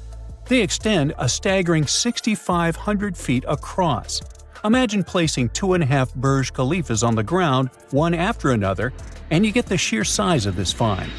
These shafts also plunge nearly 2,000 feet underground. Some of the deepest underground stations in the world are located at a mere 380 feet underground or so. These cylindrical shafts are surrounded by spiral paths. Picture some old Gothic castle. They're connected to 2 giant, weirdly shaped chambers. Are those cubes? Or possibly bowls? Each of these chambers is likely more than 260 feet across. Now, even though we know about the structures now, no one has figured out their original purpose yet. Want to hear something even more shocking? Okay then. The team is almost sure that similar access points can be found under all 3 pyramids. In other words, all of them might be linked by a hidden system of underground tunnels, chambers, and passages. Even deeper, about 4,000 feet under the surface, there might be more unknown structures. And doesn't it add to the mystery? But the coolest news is that, according to some team members, these hidden structures near Giza pyramids could align with the legendary Halls of Amenti. In ancient Egyptian mythology, it's a place where people are believed to arrive when they're close to the end of their days. There, they are said to take a 3-day-long trial, facing their biggest fears. Now, how did scientists even discover these hidden spaces? To uncover them, researchers used 2 satellites positioned 420 miles above Earth. They sent radar signals to the Giza Plateau, and these signals generated detailed images, which were later compiled into a 3D model of the underground layout, including the newly detected shafts. Then, using synthetic aperture radar or SAR technology, which is a type of radar that can penetrate through stone, the team also spotted 5 small room-like structures hidden deep within the pyramid. One of these chambers contained a sarcophagus, which was once thought to be the tomb of Pharaoh Khafra. But now, scientists believe this was a mistake. The true burial site is likely to be elsewhere. In any case, these 5 hidden rooms were completely unknown before the scans. They seem to be arranged in the center of the pyramid and are linked to underground pathways leading somewhere below the structure. There's an opinion that these tunnels could lead to more hidden chambers and wells. Some of them might be around 4,500 years old. Wow! What if they help us solve ancient civilization mysteries? Preliminary data suggests that all this underground space can be much more than a few empty chambers. There might be many more hidden structures near the Giza pyramids. How come? Well, the thing is, the structure appears to include hollowed-out sections with spiral pathways leading even deeper underground. Refining the images hinting at this could reveal an extensive subterranean network. It might be a whole city hidden under the surface. Now, despite the excitement surrounding these findings, there are also a lot of people who don't believe in the existence of the underground city. They're skeptical about the archaeological discovery in Egypt due to the lack of peer-reviewed verification. That's why several archaeologists and radar experts have challenged the validity of the claims. They've explained that the technology used to make the discovery may not be advanced enough to produce such detailed underground imagery. According to them, the 5 smaller chambers found near the surface could be natural formations, since the area had had sacred significance long before the construction of the pyramids. Some experts have even dismissed the use of radar methods in this context altogether. They call these methods scientifically unproven and question their accuracy. The discovery has also reignited discussions about ancient Egyptian myths and the possibility of hidden texts lying somewhere beneath the Giza pyramids. The layout of the newly detected underground chambers shares similarities with mythological accounts of the Hall of Records, a rumored chamber that could preserve early Egyptian wisdom. If confirmed, These findings could significantly reshape the understanding of Egypt's sacred topography. Plus, this lost city beneath Egypt's pyramid could become physical evidence of previously unknown underground structures. That's why the Khafra project is super eager to begin excavating to confirm their findings. But getting approval from Egyptian authorities is a challenging process. The discoveries still need to undergo peer review before they are accepted by the academic community. By the way, this recent archaeological discovery in Egypt comes on the heels of another discovery involving a weird structure beneath the Royal Giza Cemetery, which researchers believe is unnatural in origin. Archaeologists use remote sensing techniques and uncovered a mysterious L-shaped structure underground in the Western Cemetery of Giza. This area is known to house burials of royal family members and high-ranking officials. Many of the tombs in the cemetery have above-ground mastabas, rectangular stone or mud brick structures with flat roofs. But there is an area in the center of the cemetery where there are no above-ground structures. To investigate this unexplored region, the team used electrical resistive tomography and ground-penetrating radar. ERT works by sending electrical currents into the ground and measuring the resistance to detect remains. As for GPR, it sends radar into the ground and maps the structures based on the radar's return. The team found an anomaly about 6.5 feet beneath the surface. It appeared to be an L-shaped structure measuring at least 33 feet in length. The readings suggested that the structure had been backfilled with sand after its construction. This made the team hypothesize that it could be a mix of sand and gravel, or possibly an air void. This anomaly was classified as a highly resistive structure, which meant it didn't occur naturally. Motoyuki Sato, the study's lead author and professor at Tohoku University in Japan, claims that the structure is not a natural formation due to its sharp shape. Another weird thing about ancient Egyptian pyramids is that historians have long believed that they were built primarily for royals and high-status individuals who had the wealth and power to create such massive structures. However, new research from the archaeological site of Tombos in modern-day Sudan challenges this assumption. The thing is, Tombos' pyramid may have served as burial sites for low-status workers as well as elites. The hard-working members of ancient communities may have found their last resting place in some of the most visible monuments, including the pyramids. Located along the Nile River in the ancient region of Nubia, Tombos became part of Egypt after its conquest of the area around 1400 BCE. That's when Egypt established the site to strengthen its colonial control. Workers at Tombos built pyramids, but those were much more modest than the famous pyramids of Giza. The research team reanalyzed 110 human skeletons from Tombos, originally studied in 2012. In particular, they examined the entheses, the areas where tendons and ligaments attach to bones. Such an analysis can give us insights into the amount of physical labor a person performed. When someone does hard labor, their bones often develop distinct crests and ridges at these attachment points due to the stress on the tendons and ligaments. And while some skeletons showed little change in their entheses, suggesting they belonged to individuals from the upper classes, others showed more serious changes. It means they belong to lower-class workers. This finding can totally challenge our earlier understanding of pyramid burials, especially the idea that only elites were buried in the pyramids, because the pyramids themselves were designed for the elite. This recent research may prove that lower-class workers may have found their final resting place in these monumental structures too. Imagine you could spend an entire week scanning ancient ruins and taking photographs of the world's most surreal archaeological sites. Would you be up for it? So, let's do some digging.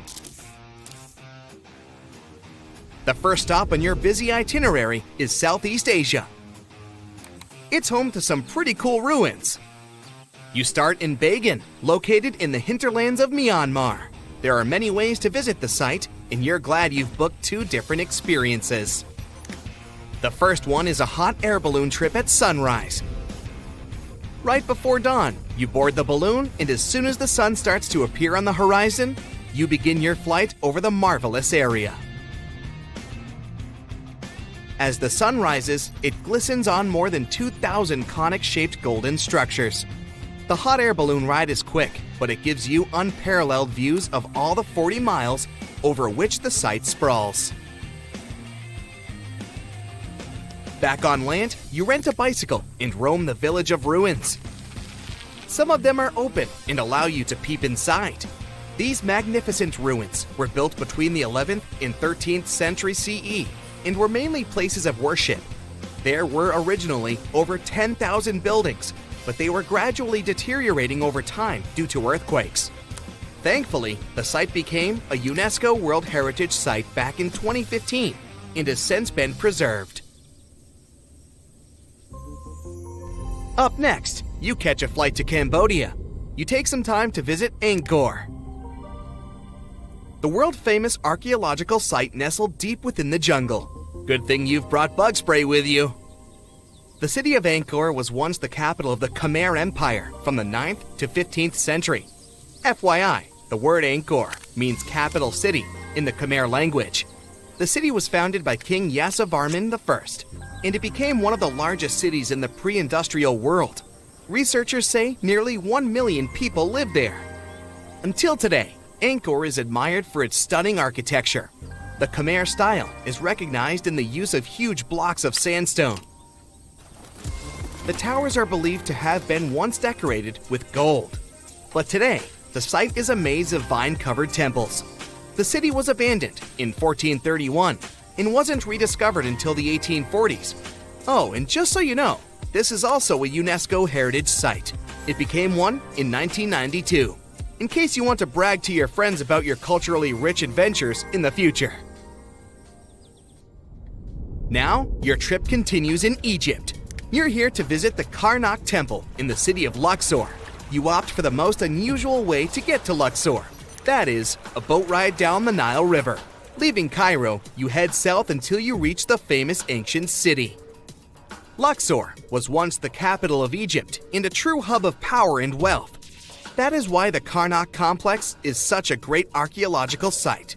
You choose to visit it at night, and still at the entrance, you are struck by the site's beauty. In the evening, artificial lights cast a golden glow on the temple statues and stone columns. The temple is huge and was built mainly around the 18th and 19th centuries BCE. Each Egyptian pharaoh from that period left their own architectural mark on the site. The highlight of this tour is taking a walk through the Avenue of Sphinxes and discovering the Great Hypostyle Hall. This hall is filled with towering pylons and solid sandstone columns, a true wonder. From Egypt, you head down to Jordan. Now, if you like terracotta landscapes, you've come to the right place. The city of Petra is a marvel of the ancient world. Located in Jordan's desert, the city was a commercial hub back in the 4th century BCE. The Nabateans, an Arab Bedouin tribe, lived in the so-called Rose City and thrived for many years, having accumulated a significant amount of wealth. The city was known for its innovative water management system, which made the region inhabitable.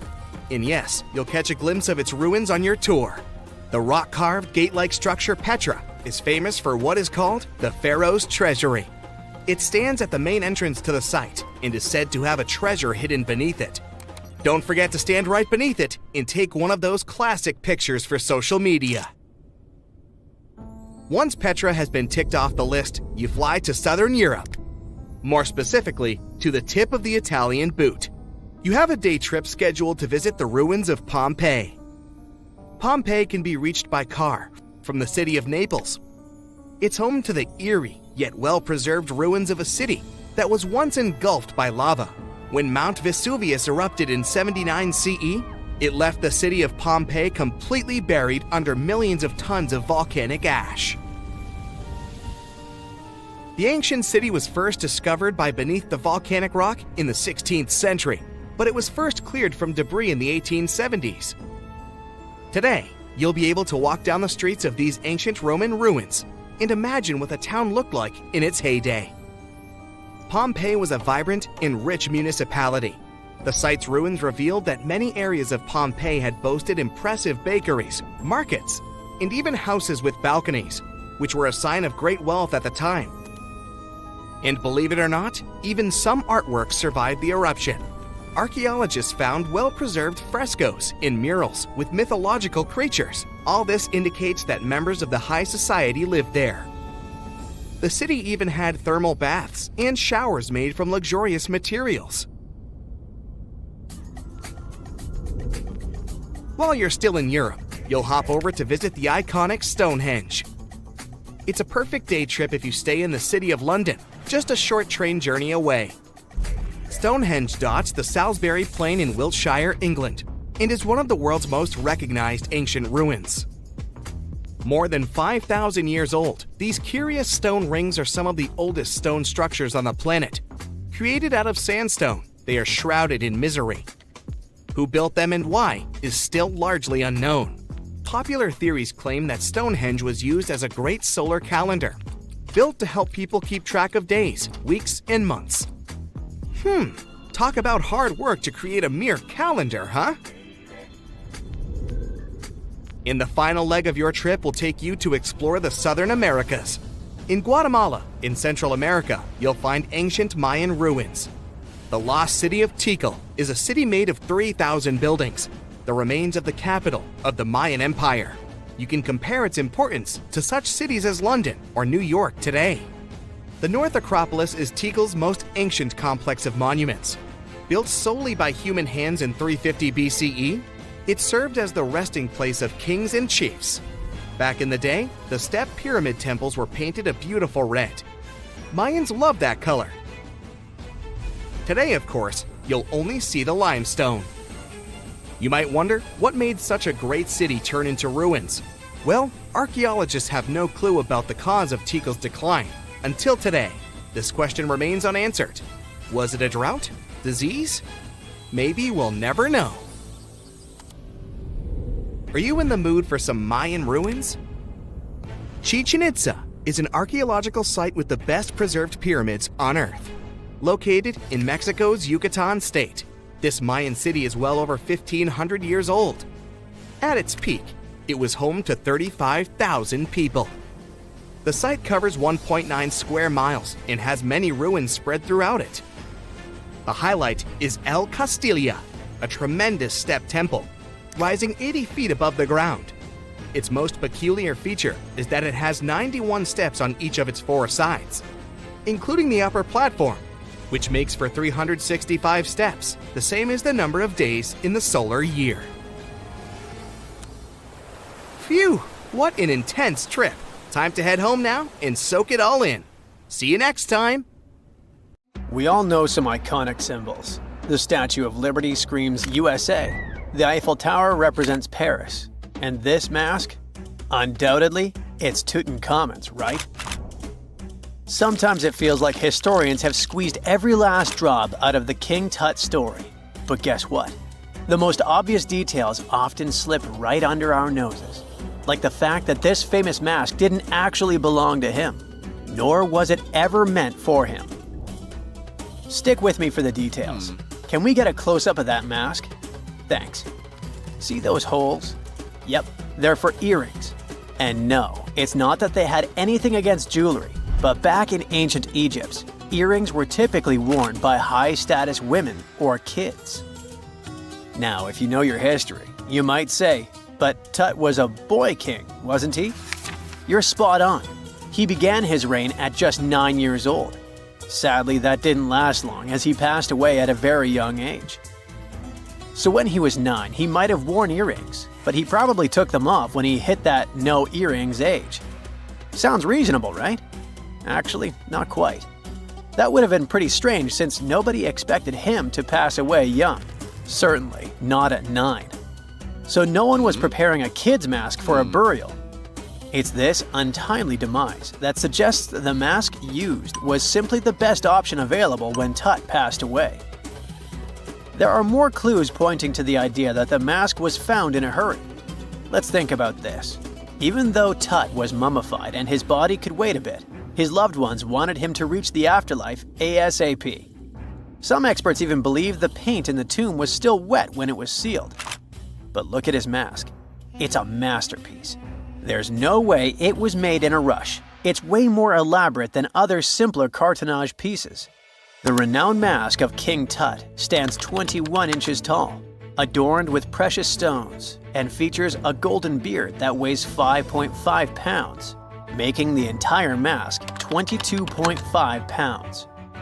Okay, I'm a bit confused here. So it seems like it was probably a kid's mask, but it had a beard? I've never seen a 9-year-old with a goatee, and I'm guessing you haven't either. Just think about it. A grown man's face compared to a kid's face. Fun fact for you, our faces pretty much stopped growing at the age of 16, so by 19, Tut would have definitely had the face of an adult man. Can you imagine trying to fit a relatively small kid's mask on a grown man? That would have been super embarrassing, and no one would have let that happen. Right, let's dismiss the kid's theory. Now the second option, if you remember, is that the mask could have originally belonged to a woman. This is where the beard theory comes into play. Some researchers believe the beard might have been added later on. Here's another twist. What if the mask was actually made for Nefertiti herself, who ended up maskless? In this case, there are two discoveries. Two birds with one stone.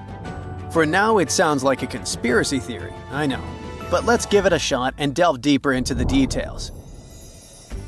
So, Tut passed away in around 1323 BCE, probably due to malaria. He had other health issues too, like when he broke his leg, and records suggest he wasn't in the best shape. As for Nefertiti, we have no solid data about her demise. Plus, nobody knows exactly when or where she was buried. The supposed year when she passed away is around 1330 BCE, but she could have lived longer, and the mask was intended and prepared for her. Or maybe they just took her mask right from the burial chamber. After all, they were family. Well, sort of. She was said to be his stepmom, having been married to Akhenaten, who was likely Tut's father. But this is not 100% accurate. Some scientists doubt it. Ah, these ancient Egyptian families. It's hard to keep track of who's who. I know, you're not yet convinced that Tut wore a lady's mask. Let me share one more theory with you. Meet Howard Carter, the enthusiastic archaeologist who discovered Tutankhamun's tomb.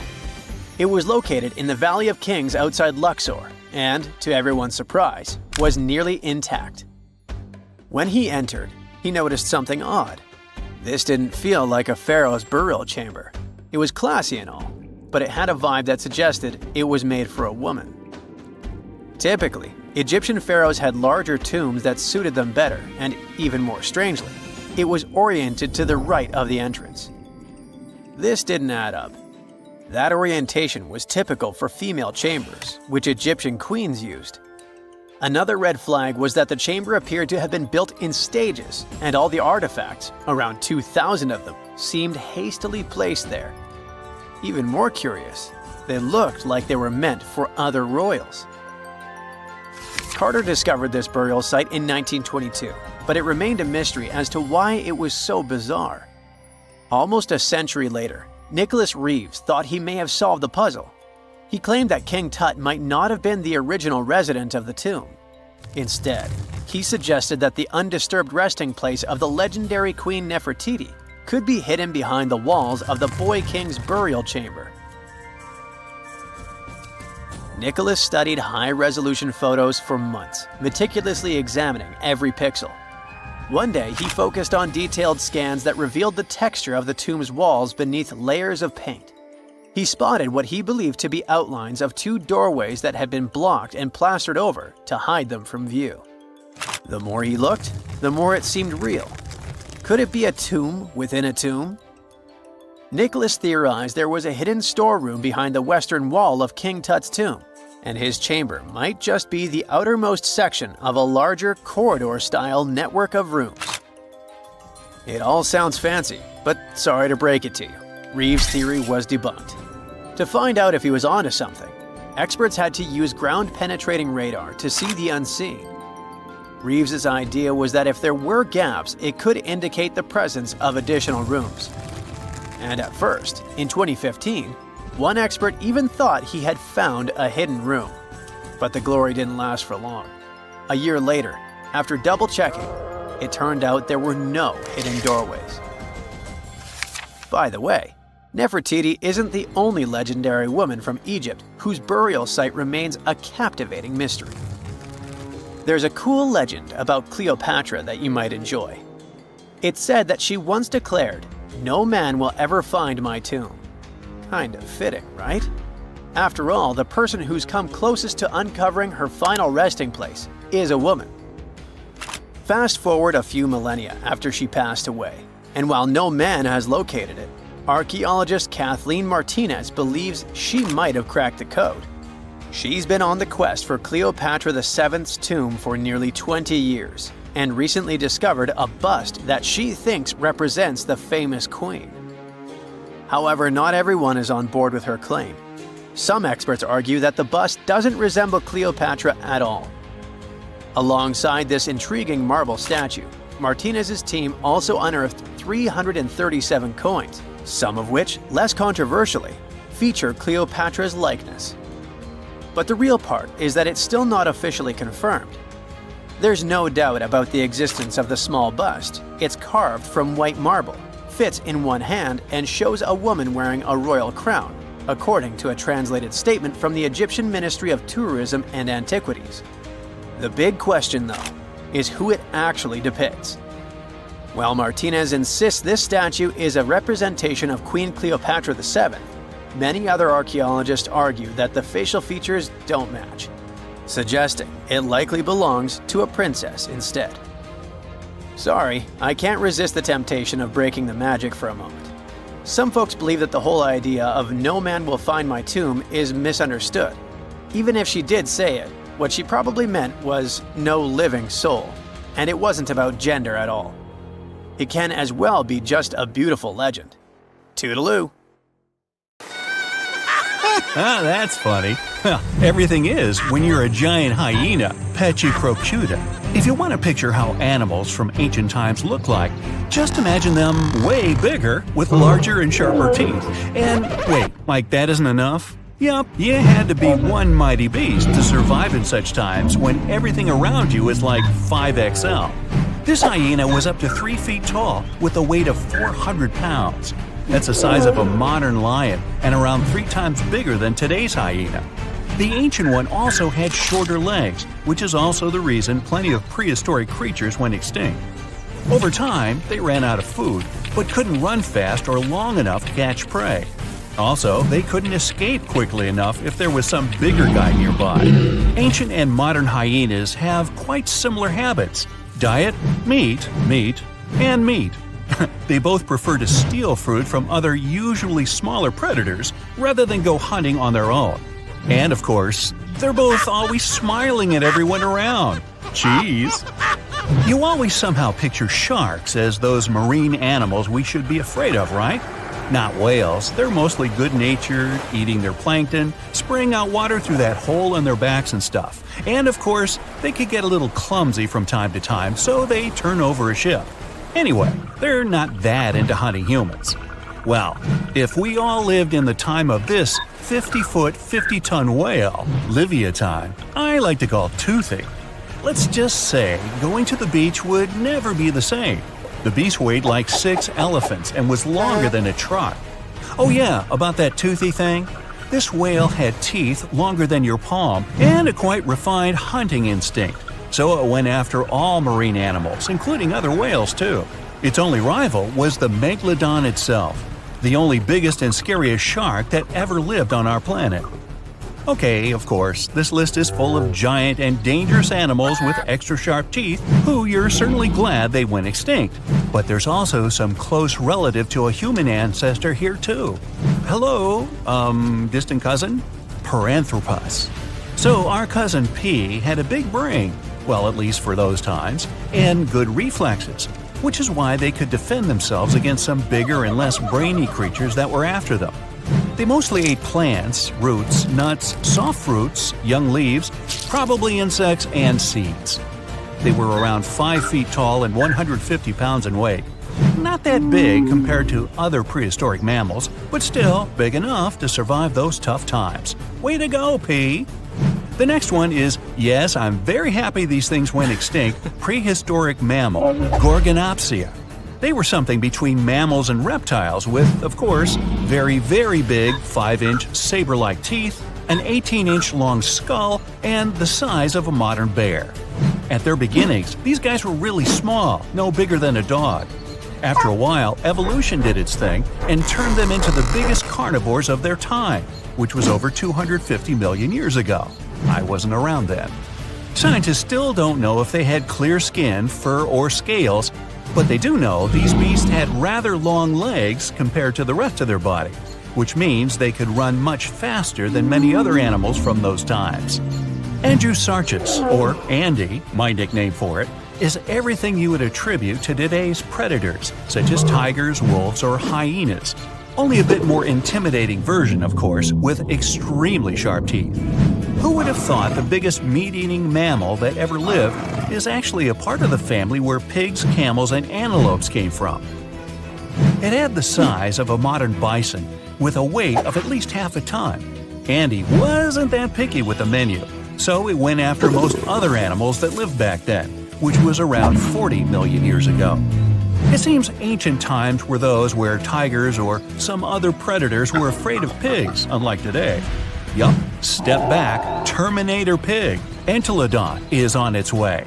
Okay, research actually showed they were more like hippos, whales, and its cousin Andy. But this cool nickname has already been given, so we can't go back. Early Terminator pigs were no bigger than today's swines, but they grew to become cow size over time. They also had short snouts, but a couple of million years later, evolution decided that's not scary enough and made their lower and upper jaws much longer. Oh, and they got an even sharper set of canines, a special How to Creep Your Rivals edition. Whew! Finally an ancient mammal we don't have to be afraid of.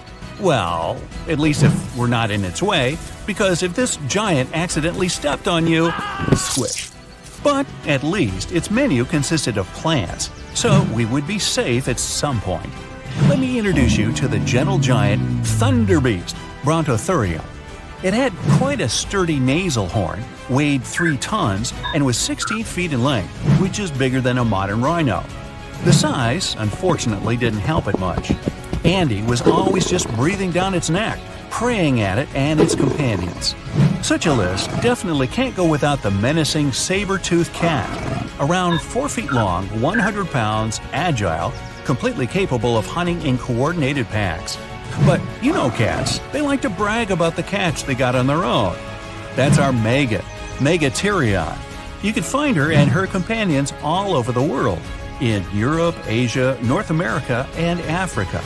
Now, we often think all big cats are into running after their prey, but Megan wasn't built for speed at all, nor did it sprint after her prey like some other cats. No, she preferred to wait for the prey to get closer. She would choose a good spot, climb up some tall tree, hide, and simply chill. After a while, some innocent herbivores would go there to drink some water, and bam! Surprise! Megan's down. Her hunting style is something we see in leopards today. Teeth were her main weapon, so gotta watch out for those big upper canines. Oh, finally a name I can more easily pronounce, so I don't have to come up with my own. The giant short-faced bear. This beast could run up to 40 miles per hour. After it cornered its prey, the bear would rear up to its full height, 13 feet, so the poor animal knew nothing good was about to come. Cave bears usually prefer vegetables, but as far as this short-faced one was concerned, nah, meat is way better. It liked to hunt as well as collect what other predators would leave behind. Also, as far as is known, apparently no one ever asked this short-faced bear, "Hey, why the long face?" Leo, the prehistoric lion, Thylacoleo. Gee, sounds like a pharmaceutical. Anyway, 5 feet long, 200 pounds, insanely strong jaws, sharp teeth, long retractable claws, muscular body. Hey, it's me. No, not really. It also had a surprisingly powerful tail. Leo actually comes from the land down under, where ancestral kangaroos lived, and they also had quite strong tails to balance themselves. Okay, speaking of kangaroos, here's one small surprise: Leo's roots. You would think kangaroos, koala bears, and giant wombats were there just to live a happy life until they became someone's breakfast. but their family somehow raised an animal that looked like a saber-toothed tiger but with bigger teeth. Yes, Leo, way to go, breaking the stereotypes. Leo was somewhere at the top of the food chain in his times, even though he had one quite strong rival, a giant monitor lizard, Megalithic, or even some plus-size crocodile, Ggantija. Okay, move guys, this is not a video about reptiles, wait your turn. Prehistoric age, dinosaurs ruled all over the region, making a mess, while other animals shiver in fear and hide from them. Hey, not so fast, dinos! There's Mr. R, Rapenomamus, a mysterious mammal that decided to stand up to the authorities. He showed up 130 million years ago and was a badger-like 3-foot-long animal. Doesn't sound much compared to the T-Rex and bigger dinos, but was way bigger than some of those feathery dinosaurs from the same time. Not only that, he would eat them. We don't know how exactly, but let's just say Mr. R had his own ways. I'm guessing it was for breakfast. We're in Siberia. It's so cold here that freezing gusts of wind are burning your face. All that white snow seems to be blinding you. This place resembles Antarctica because of the permafrost. Recently, a group of scientists researched one of the local rivers. With the help of a drilling rig, they extracted several samples of frozen soil. The scientists were shocked to find living creatures inside the ice.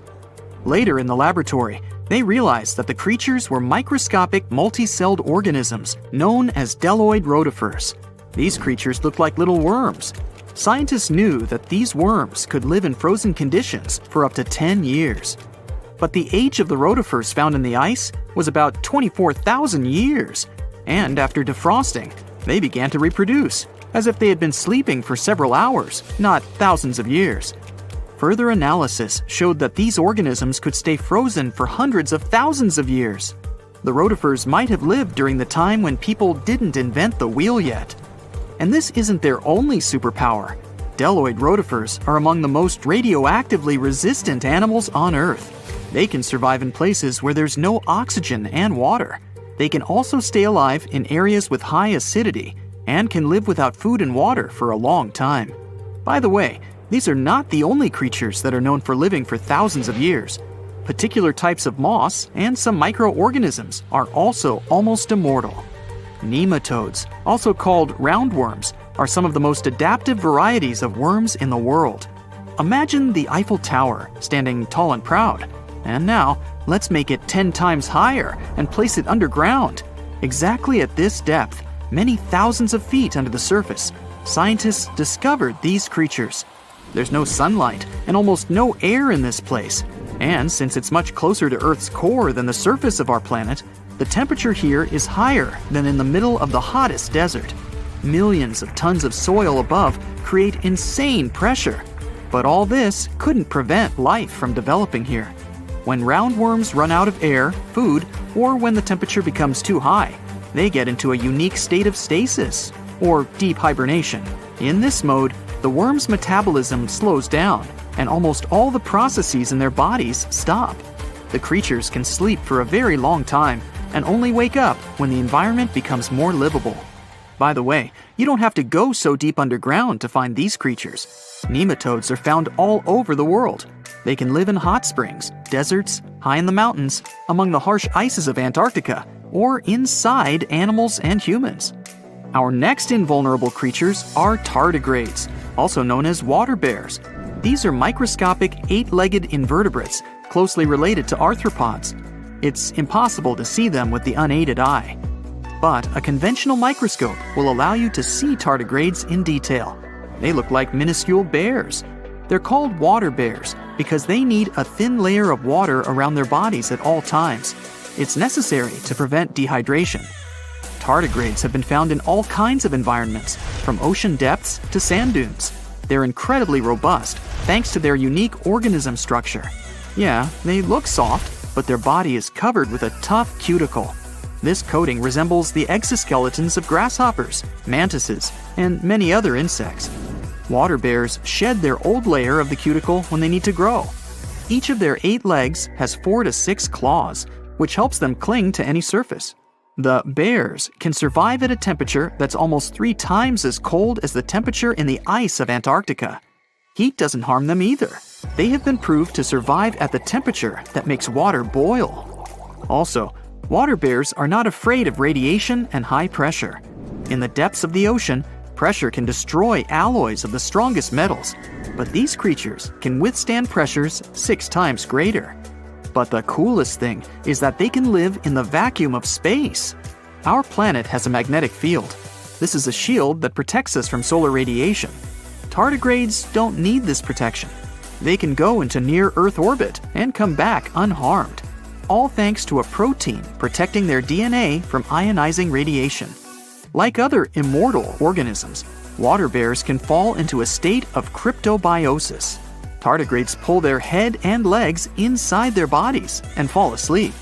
If the surrounding conditions suggest freezing, drying out, or experiencing a lack of oxygen, they will remain in this barrel form until the situation improves. So those are microscopic organisms and microbes that can only be seen through a microscope. But how about something bigger? Meet ironclad beetles. They live in the southwestern US and Mexico. These insects cannot survive high temperatures, live without oxygen, or in conditions of increased radiation.